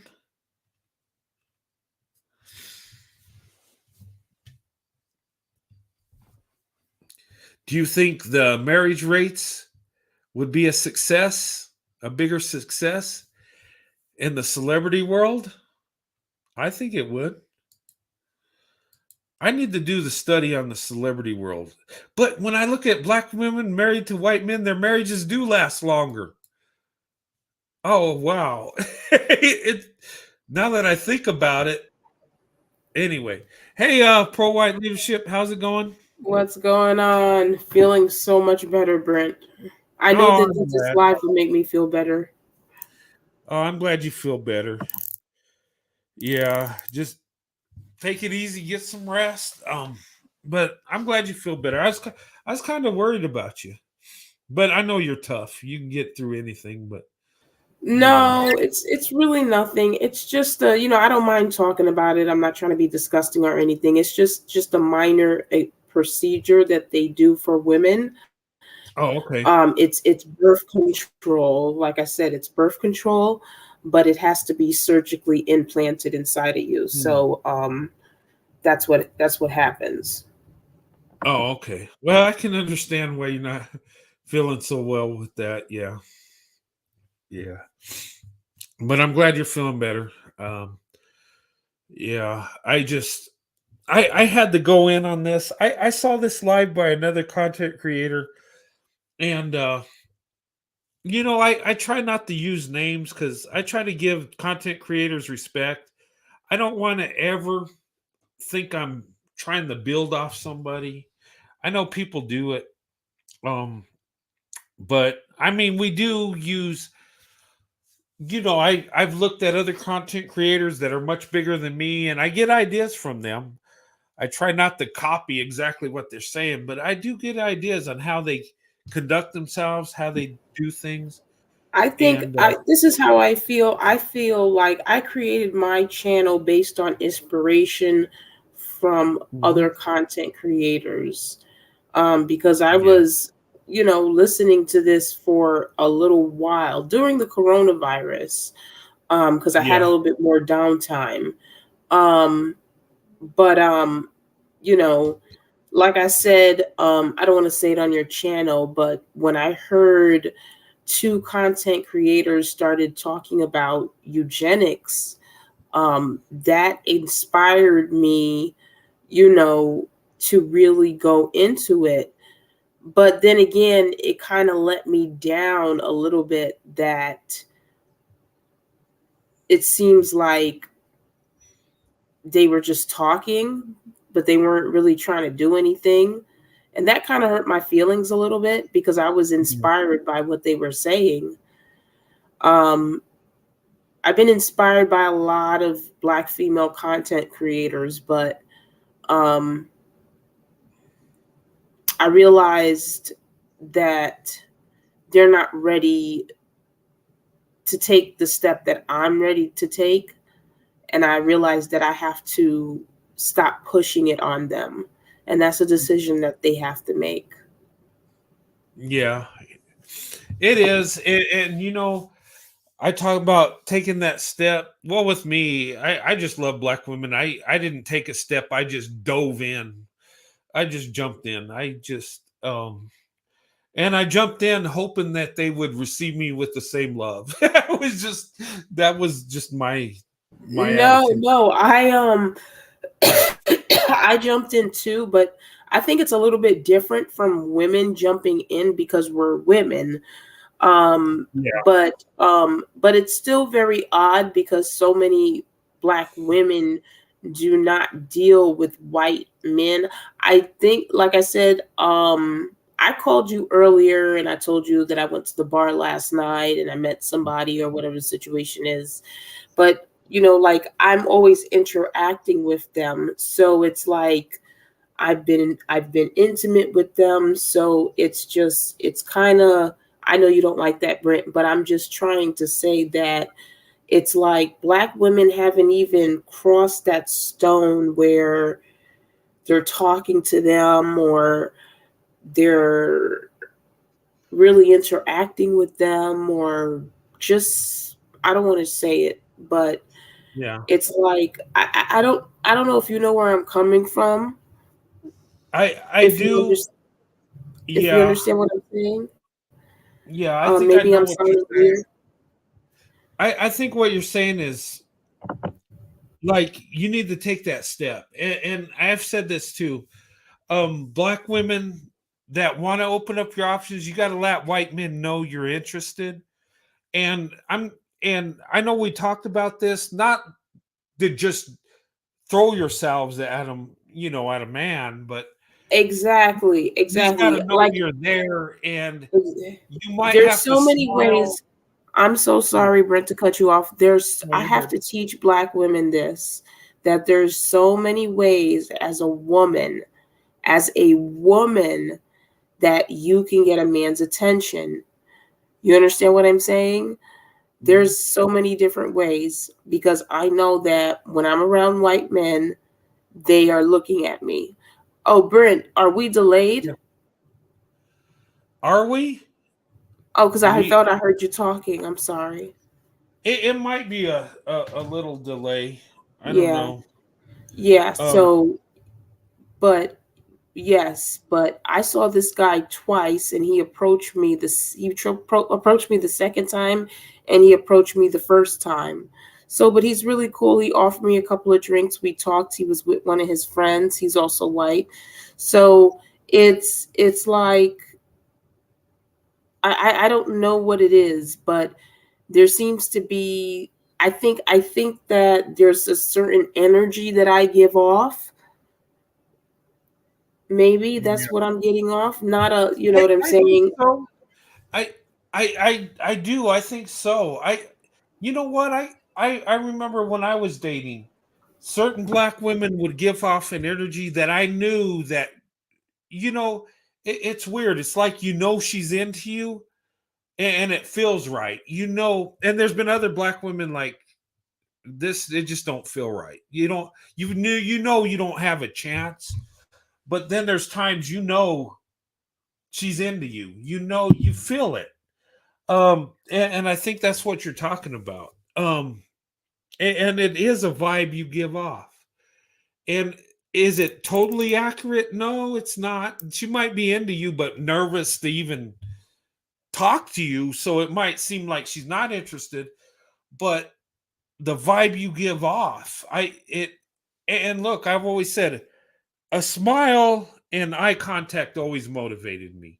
I always know if I got a smile and she's looking in my eyes, I'm like, okay, I think I'm good here. That would be the motivation.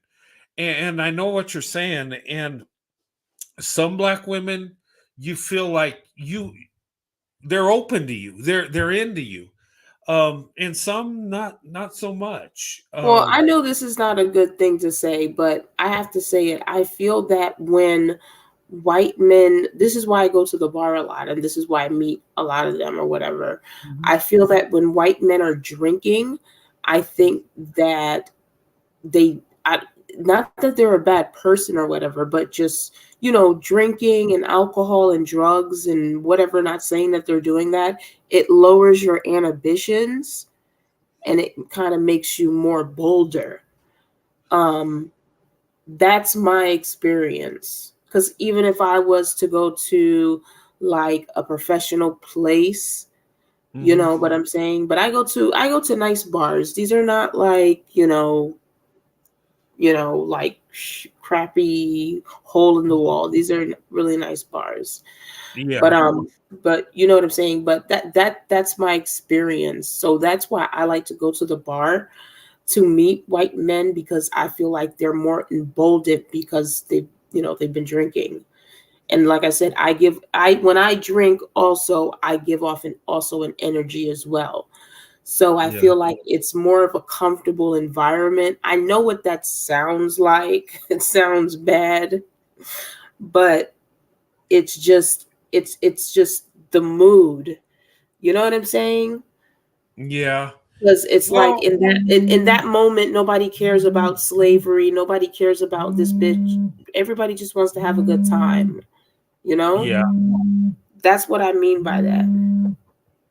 No, I get that. Well, it's liquid courage, right? When you're intoxicated, you speak a little more freely. And I guess they tell you what they really think. And if they're into you, it's easier to approach. I remember when I was younger, I would go to the clubs, and when I was intoxicated, I had more courage. I can approach a black woman like no problem. But when you're not intoxicated, you think, oh my God, what, she's going to think I'm stupid. I'm going to look like an idiot. Um, Yeah, and, yeah, and a lot of them, I haven't had a lot of bad experiences where they've been disrespectful with me or anything like that. I'm not saying, but it doesn't happen a lot. It's really never happened. Maybe once. That's it. I yeah, would say in my whole life. But like the two guys that I was talking to last night, they were so wasted, but they were so respectful. They were mhm, still respectful. They were giving me my space. They were very kind, but they were a little messed up. I can tell that, definitely. You know what I'm saying? But they still seem to, it's like, because when black men drink, oh, we already see what happens when black men drink. I mean, they start shooting shit up and, excuse me, okay.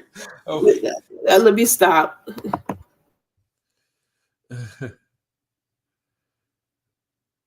Yeah. Um, I would say generally in our culture, um, we are generally nice to people. If you're a traditional man like I am, and I've been raised to be kind to women, I've been raised to respect women. Okay. Um, it's in our culture, and and maybe some people think it's weird that I could open up and say wonderful things about black women and express my love, and I'm okay with it. I feel good about it. I think it's a good thing. I think it's awesome. And there's black women that love me saying it, because we all want to be lifted up. We all want people to say good things about us. Um, to me, that's a natural thing. If I love somebody, or I can say it. I just, and I think some people think it's weird because they don't have that in them to just express their love for somebody. I can express my love for black women, and I don't, you know, and it's a different love than I have for my wife, of course, but I do have love for them because I see their beauty. and I see how they're doing amazing things, and I love that. And I think, and I can say it. Um, but some people can't, or they keep it suppressed, they keep it hidden. Um, I wish more white men were able to just talk like I do. Just express yourself. You love black women, say it. What? There's nothing wrong with that. That's a good thing. Why would we lie to each other? Why would I say I don't have a preference when I do? Why would I say that I think all women are equally beautiful? No, they're not. I don't believe that. So I can't lie and say Becky's as beautiful as Keisha when I don't believe that. Um, So that's interesting you said that. I'm sorry to cut you off, Brent. So no, you're good. is it fair for me to say that white men are not equally the same as other races of men? Yeah, it. Yeah, it's okay to say if that's how you feel. Yeah, that there's nothing wrong with that. Um, we have our preferences, and you know what? Black women is my preference. It's not just the physical beauty she has. That's a part of it, but it's the beauty she has within her heart. It's the way black women carry themselves, the way they adapt and overcome. That's what's attractive. Um, and that's my preference. Why? Because they're doing better than other women. So I prefer the woman that's doing the best. That is the best. And people hate me for it, but why? It's the truth. And why would I say all women are the same when they're not? And people say, well, your experiences ain't everybody's. Yeah, that's true. But I'm going about my life story. I'm telling my success. And then I look at data too. I look at statistics. And you know what? I've realized that me and my wife's relationship, people always told me, well, you're an exception to the rule. You got a good marriage, you got a good wife, but it's an exception. And I look at the stats and the data and I say, you know what? No, it's not the exception, it's the rule. When black women and white men get together, they do better than everybody. So, and I came to realize that. And I'm thinking, wow. But I always kind of knew that black women were the best option. I always knew that, my marriage would work. I just, there was no doubt. There was no, and when I married my wife, there's no hesitation, no doubt, no nothing. I jumped in. We both jumped in together and it worked like I knew it would. And, they say, when you meet the right person, you just know. But I felt that way about other black women in the past before I met my wife, that they were amazing, that they were, and I've had great relationships that never led to marriage. And I think, why didn't it lead to that?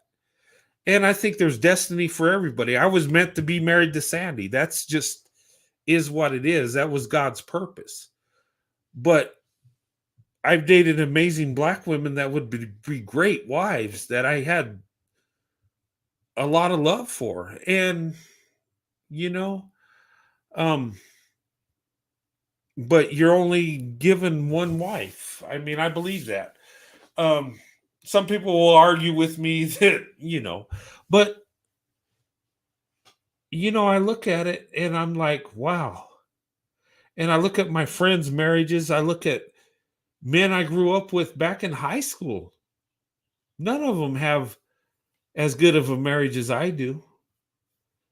And a lot of them thought it was kind of odd for me to choose the black woman. They just knew it wasn't going to work. But my marriage worked and theirs didn't. But anyway, a lot of people in my situation had that same thing. Black women, white men, their marriages have worked. They're longer lasting. They're more productive. Um, Did we tap into something? Is it something natural that's supposed to happen? Are black women and white men supposed to come together? Is that why our marriages are lasting longer? Is that why we're more successful than even within our own racial group? Is it something spiritual? Is it something that comes straight from God? I've thought about that. And I do believe it's God's purpose that, and I'm not trying to get religious on you guys, but I think it's God's purpose that black women and white men come together. I think we're meant to do this. Is it all black women and white men? No, of course not. But a lot of us are supposed to come together. I do believe that. Um, you know, but anyway. Sorry, Brent, I had to step away because I had to change my location. I'm so sorry if you were calling me. Oh, yeah. no, I've been long-winded like usual. Yeah, I've been long-winded like usual, so I didn't even notice it. That's good. That's good. But I'm thinking about having a live after this. You know, everything goes on my live. We don't care on my live. I know you care, Brent. So you probably don't want to come this live because this live might be a little too much for you. So yeah, because we're getting deep. I'll be there. Be there? Oh, okay. Yeah, I'll be there. Yeah, of course I support you. You know, I'll be there for you. Yeah, yeah, I'm going in this pretty soon. But yeah, I just wanted to talk about this Kardashian Tom Brady thing. And you know what? I had something to say. I was like, Tom Brady don't need to do that. I'm just saying. Yeah, Kim Kardashian's not the prize woman. I'm just saying. There's too much craziness in her, and yeah. I mean, if she's going, you know, put black men through the ringer and use them for a come up, she'll do that to white men also. And I think these white men see that. They know what she's about. I don't Elon Musk ain't going to deal with her. I think she was trying to get with him. He didn't want no part of that. I don't think Tom Brady's going to even mess with her. I think he's too classy for that. But I don't know. I could be wrong. Maybe he wants to date her. I don't know. I just think outside looking in, I don't think it would be a good thing. I think he needs to stay away. I'm just saying. But you know, and listen, Becky does have a return policy. And ladies, look, when Becky dates out, white men aren't so welcoming. They're not. And Kim Kardashian's not going to have as much value as she had before she left. She's just not going to. And it's not because she's getting older or nothing like that. It's not because they don't think she's attractive. No, it's just that return policy is in effect. And white men ain't going to deal with white women like that. They're just not. Now, there'll be some white men that, you know, that are beneath their economical that will deal with her, sure. But she's not going to get the top notch guys. She's not going to get the Elon Musk. She's not going to get the, you know, the billionaires out there, white men. She's not. They already know how she is. Tom Brady, she ain't going to get him. I really doubt that. He's probably just being nice. You know, he's a nice guy. They were at a party together and there were several celebrities. I don't think that's going to happen with him and the Kardashians. That would be the dumbest thing ever. But who knows? I mean, you know, maybe it's just a hookup. Maybe it's just a hookup. I mean, that's what people do now. Maybe he's yeah. I see white men creeping around with her, but I don't see him marrying her and wifing her up. I just don't. And high value men like that, the top shelf brads, I don't see them even wanting to deal with her. Most of them. Now, I'm not saying all. Like I said, believe it or not, men are men to me. I don't care what status they are. I believe men are just men. I really believe that. And they all have male tendencies. And we know what those male tendencies are. And I'm not saying all, but Yeah. it just is what it is. No, Being I can. real. I'm just Yeah. being real. I don't care the status of a man. Men are men. That's Did you hear Yeah. Bill Clinton have a biracial son? Who? Did you hear is I don't know if it's true or not. They're saying that Bill Clinton have a biracial son. Oh yeah, yeah, yeah. That's been around. Yes, I believe that's his son. I look. I don't know. I haven't seen DNA results, but that dude, he looks like Bill. He looks like Bill's son. I'm sorry, but yeah, Bill Clinton messed around with a lot of women. Bill Clinton, a lot of black women too. He didn't discriminate. Look, Bill Clinton loved black women. I'm just going to say it. Look, he had I believe he had an affair with that black woman. That supposedly that's his son. He had an affair there. I'm going to just say apparently, or what's that word? What's that safe word where I don't say it happened? Allegedly, allegedly he had an affair with a black woman and she had his son. Okay, allegedly he had an affair with Miss Arkansas, which was a black woman. Yeah, Bill Clinton, he loves black women. He does. He loves And all then, women. and then he found the most blackest white woman too. Who's that? Monica Lewinsky, I think it Oh, Monica was. Lewinsky. Look, I'm just saying.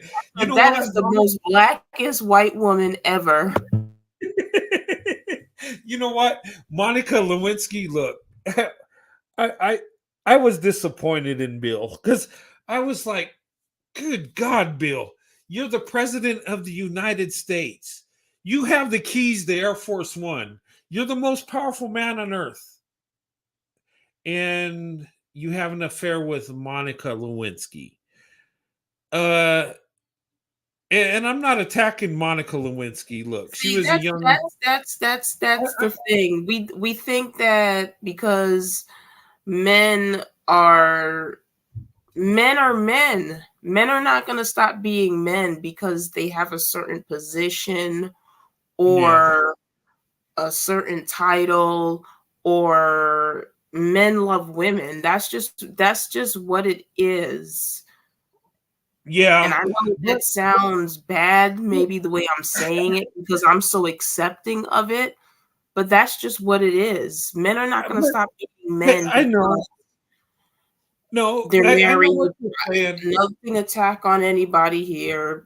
Brent, I know you're an amazing guy, but I'm just saying men are not going to Yeah, stop being men. That's their tendencies, and a lot of men have those tendencies.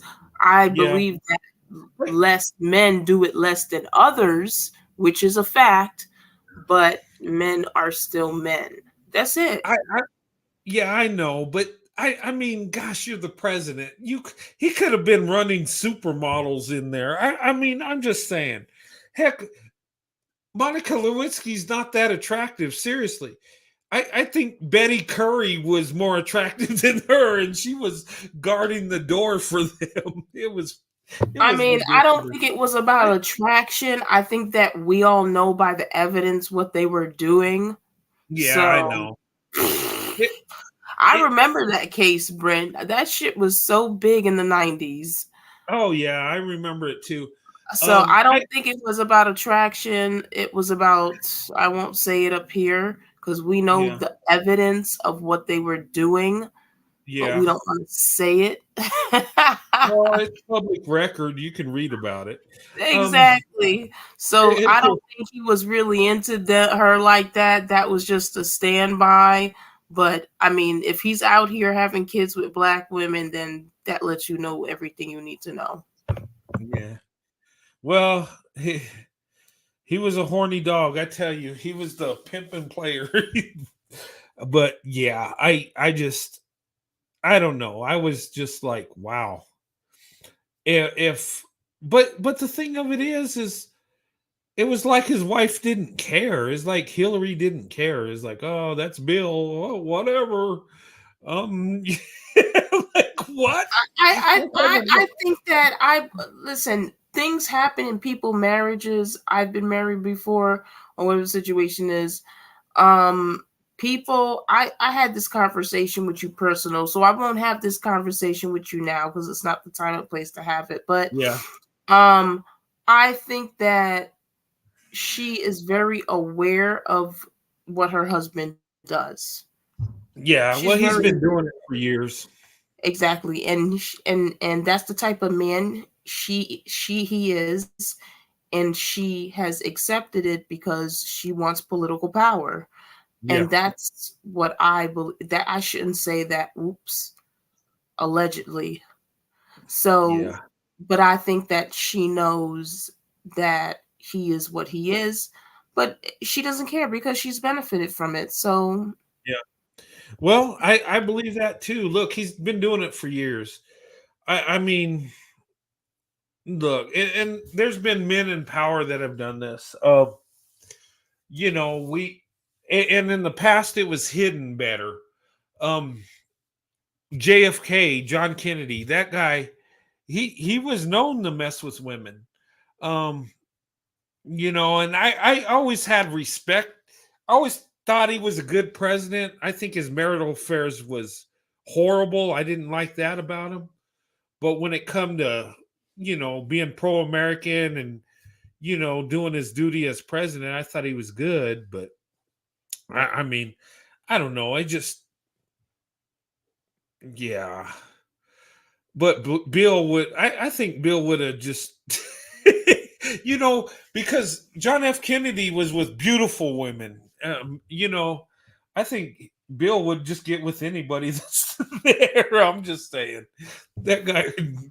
yeah, Um, he's a different breed. He's a different yeah, breed. But like I said, people keep forgetting that just because these men are in high positions and high roles, they're gonna just stop having sexual desires for women.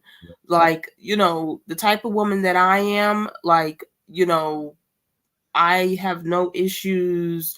I'm not gonna say it here. I'll say that on my live. Never mind. yeah. Hillary was a pick me, pick me. You call Hillary a I, pick me. hey, I think Hillary was an Brent, you're angry so Karen. bad.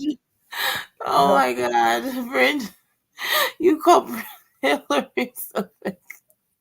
Oh boy, I hope you don't get in trouble for that. I'll call her a pick me. Oh my God. Well, hey, they said Bill was the first black president before Yeah, they Obama, used to didn't say that back in the day. They used to, they? They well, did. shit. He was definitely acting like a black man, sleeping around and shit, and him making other children. Shit, probably. I mean, that's what they do. That's why they had so much respect for him. That's the type of, you know what? Let me keep my mouth shut. We're going to have the Secret Service monitoring our podcast here.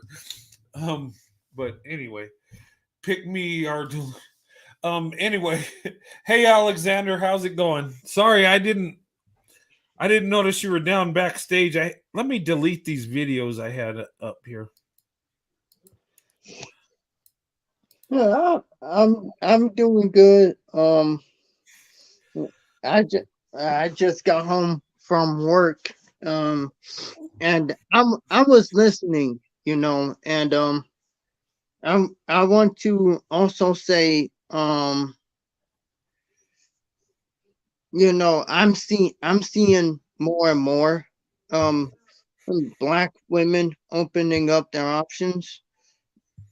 But I realize there are black women who wants to stay with black men, but eh, here's the thing: the women who worship black men, they they they are going to remain, there because in reality, there is no breaking them out of the black male worship.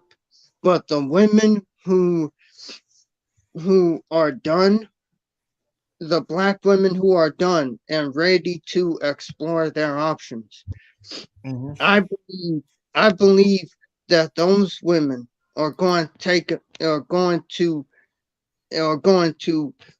open up their options and not just stick with black men, because a lot and because uh, I did I did so many video. I'm starting to do videos about black women and black femicide. Yeah. And the thing of it is that I'm seeing stories of black women, being taken out, you know, every single time. So it's at this point it's not 4.8 hours anymore. It went down. Mm. And the thing of it is that in order for black women who want out to escape, they cannot be afraid of opening up their options. They cannot be afraid to, you know, be seen with a white man. They cannot be afraid of doing that. Not only Uh, that, I'm so you glad know, that you said that, Alexander, because I want everybody to know that any white man that I'm with, let me be quiet. He will knock your head clean right off. I'm just letting you know that. I just wanted them to know that. Yeah. You know what? And we can't be like, look, and that's a good point, Alexander. And white men too, don't be afraid to be seen with a black woman either.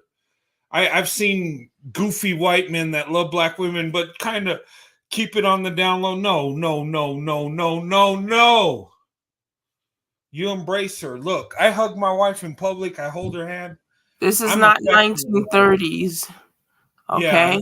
you're not going to be thrown in jail for loving a black woman in today's world. So you don't have to. This ain't the secret swirl society of the past. Okay, you can swirl in public.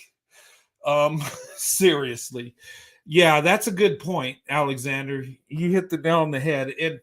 And look, don't be afraid. Look when I was in Hawaii on my bus tour and having that angry or not angry Karen, that nosy Karen talking to me and my wife and asking us questions about our relationship and it's like come on now.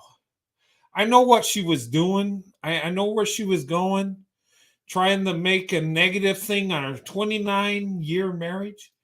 She says, I thought you were newlyweds the way you're hugging each other. And no, we've been married 29 years. Why would I lose love for my wife because we're older? I mean, but, she was an angry Karen. Her relationship probably wasn't that good. Maybe she took her Brad to the cleaners and now she's hitting the wall. Who knows? I don't know. Um, but it's crazy. But don't be afraid. Look, Well, and there's what I will say, Brent, is that Mhm. being that the black community knows that I don't give a fuck. I shouldn't say that. You're But telling they the truth. know that they know that I'm not a content creator that's just sitting up here just talking. They Yeah. are very aware that what I say online is the life that I live. They're very, very aware of that. One woman was calling me a genocidal maniac, so I posted that on my community page. You're laughing, Brent, right? But Yeah. anyway, but the bar that I go to, there's not a lot of black people. But there was one black man there, two or maybe one. And while I was talking to the two white gentlemen, he could not stop staring at me. hmm Yeah, and you know what? I witnessed that. My wife says these dudes are looking at me. And I glanced over, and there were black dudes just staring at me and my and maybe it's obvious we're in an interracial marriage because she's black, I'm white, and we had our kids there. They're biracial kids. My oldest daughter and her white husband, and our grandkids are they. You know, it's we got the blended family, right? It's We're not that, Brent. I keep telling you that they yeah, see it as a threat. yeah, They but see it they see it as a threat to the black race. That's how they see it.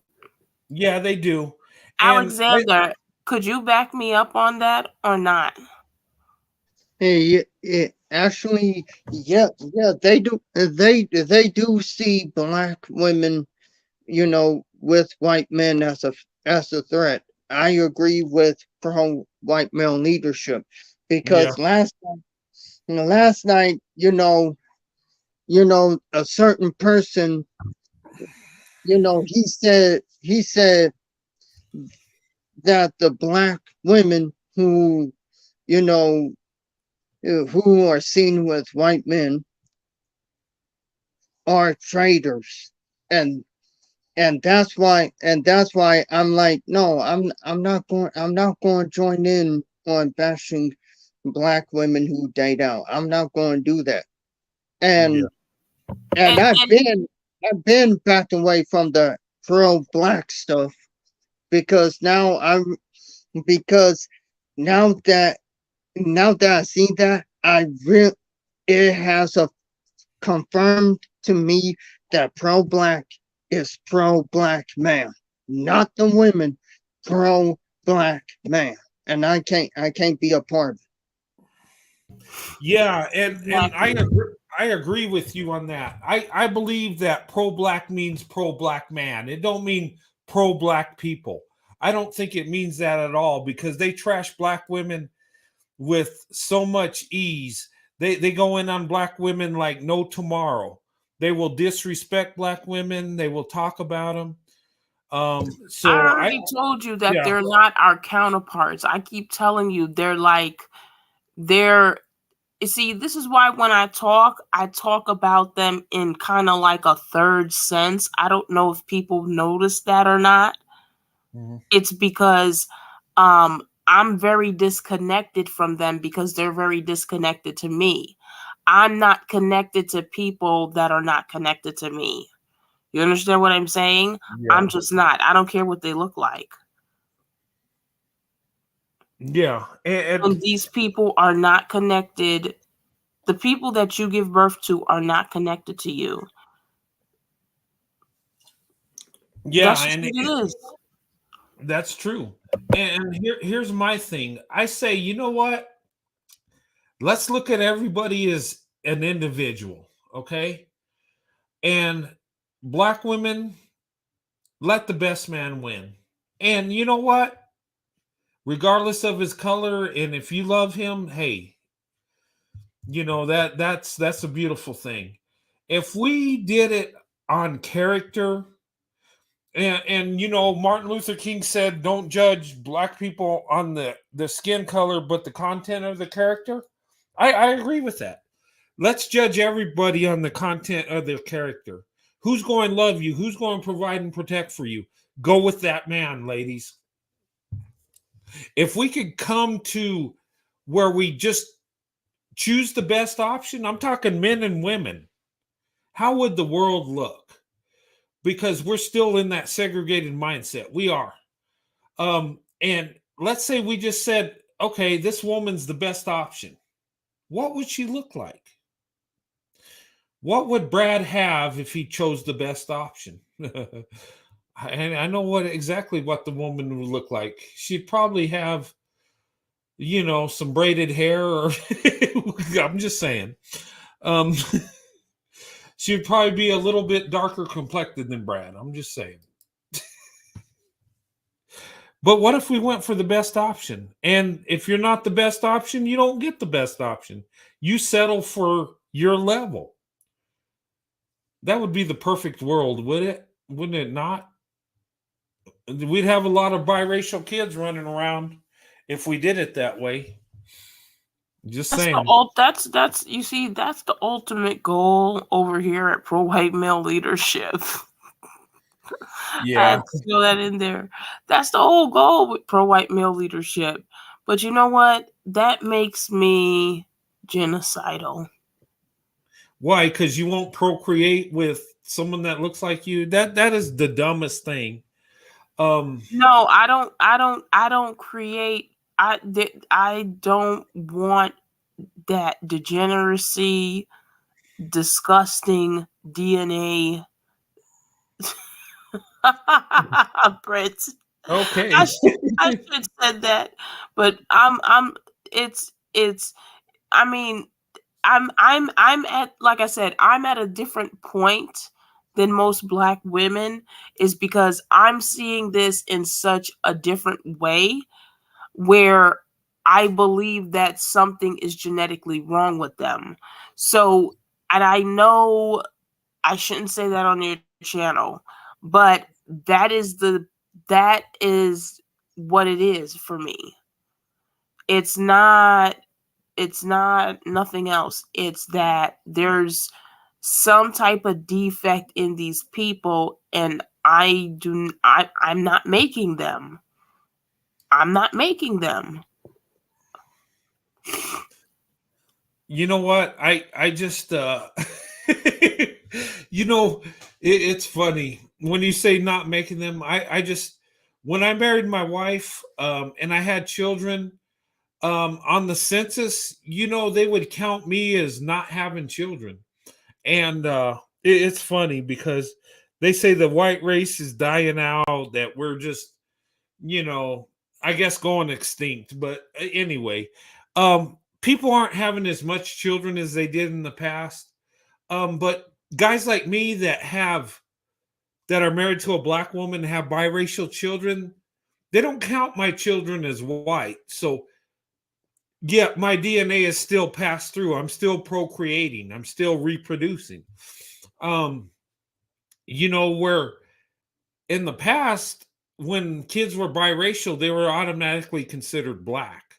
So, and our society, unfortunately, cast our biracial children to the side, and because they weren't fully white, we just said they're black, and that's why in our society, 20% of black people are black people. Most black people have, like, what is it, 15-20% of white Yeah, in them. 15 to 20%. Yeah, Yeah. but you see, that's the thing. When you understand genetics and you start to Mhm. really look into um genetics and stuff like that, if it's who lineage you're passing on. Yes. So if just like Sandy passed on your lineage, Hmm. then you're still here. Even Yeah. if you one day you will not be here, but you are going to move on. So it's going to evolve. You know what I'm saying? Yeah. Because you're still going to get the same thing. It's just going to be, I don't know how to call it. It's a scientific thing, but I can't get it in my head right Yeah. now. Our genes are still passed through. Um, but our children won't be like, with my DNA. I'm European, right? I'm 100% European. Nothing else in there. I mean, I'm multiple from multiple European countries, mostly England and uh Ireland, right? That's my biggest, in Germany, right? Those are the top three. But I have different DNA through me throughout northwestern Europe, from Sweden all the way to France, right? There's but I didn't disappear. I just, my genes are passed on. When I procreated with my wife Sandy, my genes were passed on to my daughters and my son. Um, they look like me, but they're darker complected because my wife's black. They're lighter than my wife because I'm white. I mean, the genes live on regardless of who we procreate. You can't erase a group of people. You can procreate with different groups of people, but you're just reproducing each other in different ways. Well, if you Um, stop procreating with something, then what will well, happen? yeah, but you'll still have the black genes, because even if you Right, procreate with white men, the African genes will be passed on. You'll still have light and dark people. It's going to happen. right. I mean, um, I just I don't get caught up in that, because I don't give a damn what my kids or grandkids, whether they're light or dark. I don't get caught up in that stupidity. I want them to be successful. I want them to be, live a good life, be good people. That's what I want. I'm not focused. Oh my God, he's got to have, my light complected skin and my hazel eyes, and no, I don't care about No, that. for me, it's about not having children with a particular group of men. That's Hmm. just what it is for me. It's not even about that. Yeah, It's like it's like put an end to this. It doesn't matter what my kids look like. I just know that my children are not from them. yeah. You just want the best option. That's what we should all want. Um, and look, black women are the best option. And you know what? I love. Nobody can tell me I'm wrong. This is the beautiful thing. Um, it's like I'm living my best life with my wife, and I chose the black woman when people told me I shouldn't, and people told my wife she shouldn't be with me. And it's like, people are eating crow right now, and it's like, wow, and it just validates the relationship we have. And people can't explain it, but I think people understand it more. I had my mother and father admit to me that black women are the best option. I never thought they would say that. They looked at my wife and said, well, yeah, you're right. And you know what? They look at the data. My mother and father do research data, and they say, wow, you're right, son. Maybe you were on to something and we didn't see it. But my parents never discouraged me. That was the beautiful thing. Um, I was freely allowed to love black women as a child to adult. Believe it or not, I come from a white family where my mother and father told me it was okay to love black women and marry a black woman. So I was like, yeah, yes. So, but anyway, maybe my situation ain't like others, but that's okay. But hey, Mhm. I, I would say, I would say that, you know, because, you know, I know that the white men and black women relationships, they last longer. But I'm starting to see an uprise in Asian men with black women as well, and yes, also yes, Hispanic men. And I think Indian men are, I don't know, but yeah, yeah, you know, and yeah. and and here's the thing.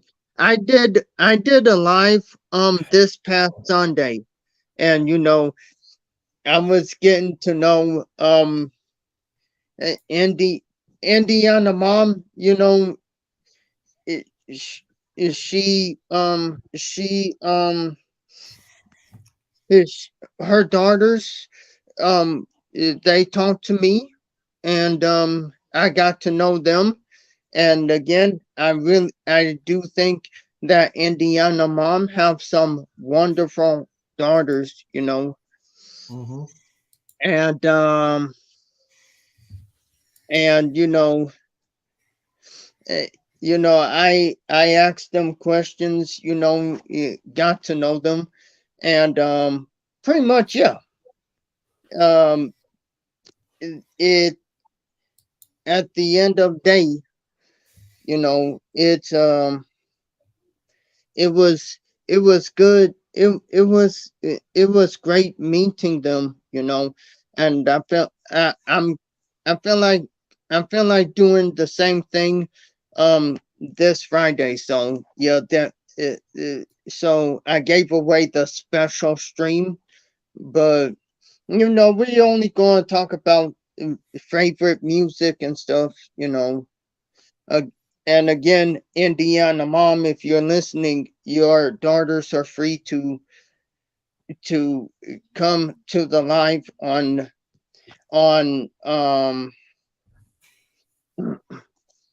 yeah, they're free to come on the live. Um hmm,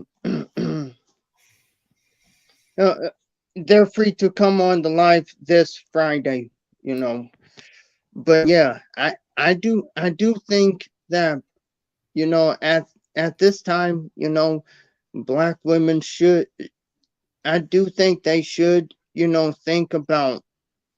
um think about exploring their options more and more, because again, is the white man black women relationship, you know, they last longer, and Yeah. behind them is Asians, Hispanics, and then Yeah. Indian. I do think that. You know what? And I will say this. You know, I've said in the past that I wanted my daughters to be with white men and my son to be with a black woman. And I'm just looking at data and the best options for them.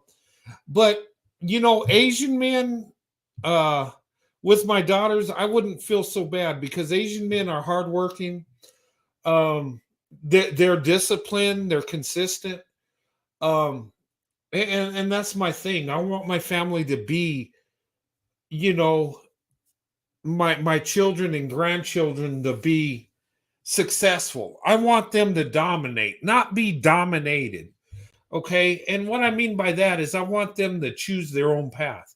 I want them to be successful in this world, you know, be able to have a home, you know, a good life, and be married to someone that loves them. Um, you know, I just with black men, I have a problem with that. I just think they would use my daughters and abuse them, and you know, I know people hate me for saying that, like, oh, that's racist. Why would you say that? Well, I look at data, I look at stats. Um, but I think a black woman for my son would be great because black women are loving, supporting, and nurturing. Um, you know, and it's like, you know, in a perfect world, I wouldn't have to break it down in a racial thing like that. I would just say, well, all men are great, and you know, whoever they choose, that's wonderful, and we love each other. I wish the world was like that. I really do. But I'm seeing too many of these beta kings that will, you Brent, know, I'm pimp sorry out to women. cut you off. I'm Yeah, sorry to cut you off. The only people right now that wants the world to be segregated is black people. Could we yeah, just that's admit true. that? Could we admit that? You know Could we, what? You are so right because it's well, like they want, like, you don't understand how embarrassed I was as a black person and as a black woman that they will sit up there and beg white men to put us back into segregation. Like, what are you? It was so embarrassing. And this is all over men that have made it very clear to you they don't want you. So you want white men to put you back into segregation just to be with men that don't want you? Like, that was so embarrassing. It was so embarrassing. Sometimes when I hear black women talk, it makes me feel so embarrassed to be a black woman. It really does. It's very embarrassing. yeah. No, you're right. And from what I'm seeing, the most people that want segregation are black people. They had a thing, where was it? UCLA, they wanted all black graduation with no white people. Maybe I'm wrong in the university. I don't want to say that's where it happens in case I'm wrong, but it was some university. And it was on the news. It was a big thing. And there are black people out there that want to go back to segregation. The only reason why I think that they're really truly trying to do that, and this is what I really believe. I think that the only reason why they want that is so black women and white men cannot be together. I truly believe that's why they're doing it. Well, look at it. I think I honestly believe that's the only reason why they're doing it. I believe you, because if black women, white men are having successful marriages and having the long lasting marriages, it makes black men look bad. It really does. But they need to look bad. You can't self correct till you look bad. I'm just saying. But yeah, it's black people that want segregation. It's not. There's more black people that want it than white people. It's the weirdest thing. But why would you want to go back to something that gave you less resources, that where you got the hand-me-downs? Black people didn't do too well in segregation the first time around. We know that, right? What makes black people think they're going to do better in segregation the second time around? Well, Brent, you already know what type of woman I am. Even if this was the 1800s, I think that I would do very well, honestly, because I would not give a damn. I will be with the master. Brent, you already know. I don't care what era it is. I will always survive because I'm selfish. But here's the thing. Once you segregate and we got to compete for resources, we're never going to be segregated. That's not going to happen. But if we did, and you're going forward a group of people, reason to submit to you, then there you have it. Yeah, and if you're going to make a group of people compete for resources, guess who's going to win that battle?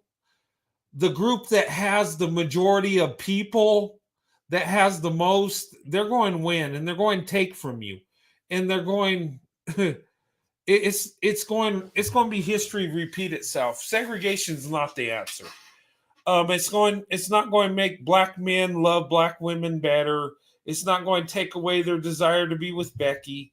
And I think that's mainly a lot of the reasons they say that. And what's his name? The Doctor of Delusion. Dr. Umar. I am so tired of him. You don't understand. Brent, yeah. I can see it in the future, me, you, and him getting into it online. Oh, God. I would love it so much. We're going to get into it online. I'm telling you, I can see it. Can I call him a beta piece of so dumb?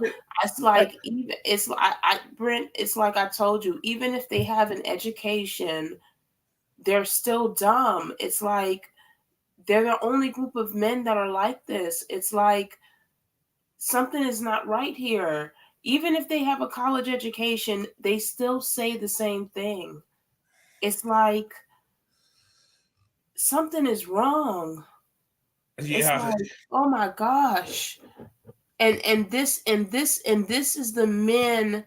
This is the men that I was given to. These are the men. This is it. These are my family members. This is who it is. It's disgusting. Yeah, it's crazy. But anyway, I just a shift needs to happen. Black women and white men need to come together more. Black women, look, when we look at the statistics and we look at what's going on, black women, you're the prize amongst all women. You are the best option. hands down. And, Hollywood might not say it. People in the media might not say it. They don't. But in reality, Black women, you are the best option. You are the beauty standard. Nobody goes under the knife to look like any other woman than Black women. Just saying. So, and when it comes to marriage, you're the best option for all men. Seriously. Statistically, you are. So really, Black women need to claim their place in society at the top. In America, we need to put Black women at the top. We do, because they've earned that place. They're not given that position, but that's the position they deserve. I'm just saying. And when we realize that, we'll be better off. And once men open up their eyes and compete for the Black woman, the world will be a better place. I'm just saying. And you can disagree, but I know I'm right. The truth is the truth. You can't tell me the most educated, the biggest entrepreneur group, the most loving, most nurturing, most spiritual woman. You can't tell me she's not the best option. I just pull my hair out when people disagree with what I'm saying. If you look at reality, we know who's the best. But anyway, and I think a lot of people know this too. I don't think it's just a few of us that got our eyes open. I think people are afraid to admit the truth because they know there'll be a change once we go there. And we need to go there so bad. But anyway.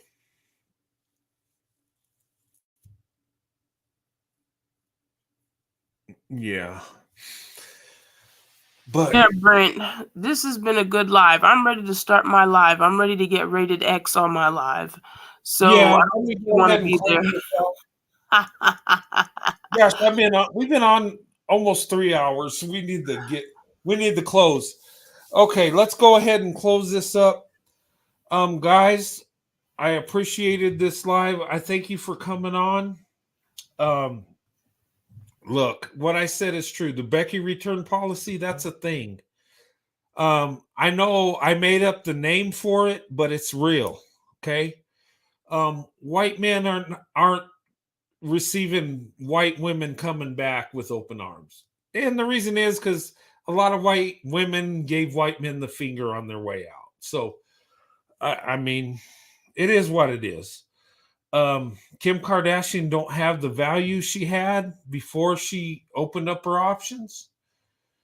She should have stuck with Kanye. That's the only man that will really love her, I think. I think she blew that. Why he would even want her after all she's done to him is beyond me, but it is what it is.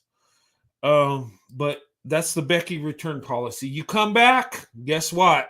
Your value goes down. Sorry. It's not my rules. It's just the way it is.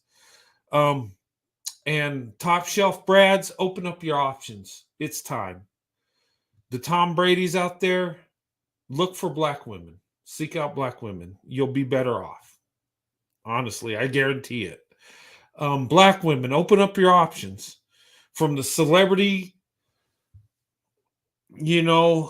level all the way down to all economic levels. Black women, open up your options. White men, open up your options.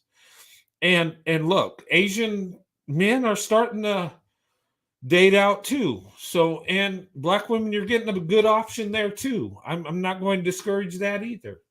There's Hispanic men that love Black women. I grew up with them. Okay.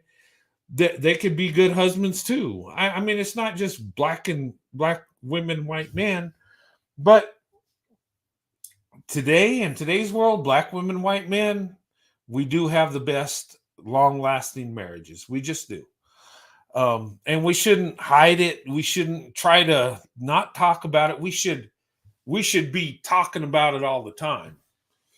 But anyway, with that being said, I'm going to go ahead and close this. I enjoyed this live. Pro-white leadership, I thank you for coming on, Alexander. thank you for coming up. And I'll give you guys a last statement, and we'll go ahead and close this.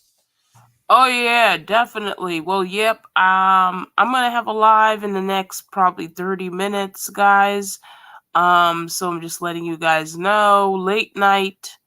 Uh, yep, it's gonna be late night, and I'm feeling good because I was feeling like shit earlier. Well, if you're feeling good, we're coming over. Oh, that's. But I'm telling you, I'm gonna be talking about some explicit stuff, so I'm just warning you guys. So if you're, yeah, it's gonna be explicit. I should make it. And Should I make it private? No, I'm not gonna make it It's up private. to you. It's up to you. I just don't want to offend you, Brent, because I know about your beliefs. That's why. So on Alexander, I also don't want to offend you too. So, but yeah, that's just and the girls, they need to hear this stuff. hey, All right. Well, it's actually hard to offend me, by the way. But yeah, I appreciate your love and respect, pro leadership. I do. And thank you for that. I'll be over there in the next 30 minutes because I want to see the live as well. And Hey, no problem. I'll take care of that. You can be on the live. No problem. I'll take care of that. Okay. okay.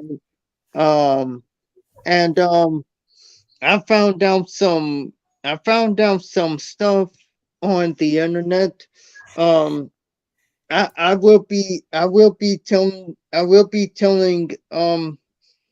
I'm saving it for story time Well, just be on careful yeah. with that stuff, Alexander, because you don't want them to flag your thing, because they be flagging me all the freaking time for stupid shit.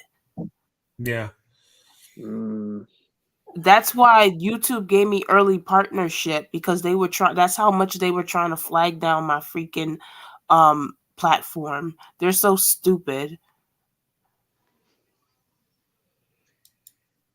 Yeah. Yeah, they do that.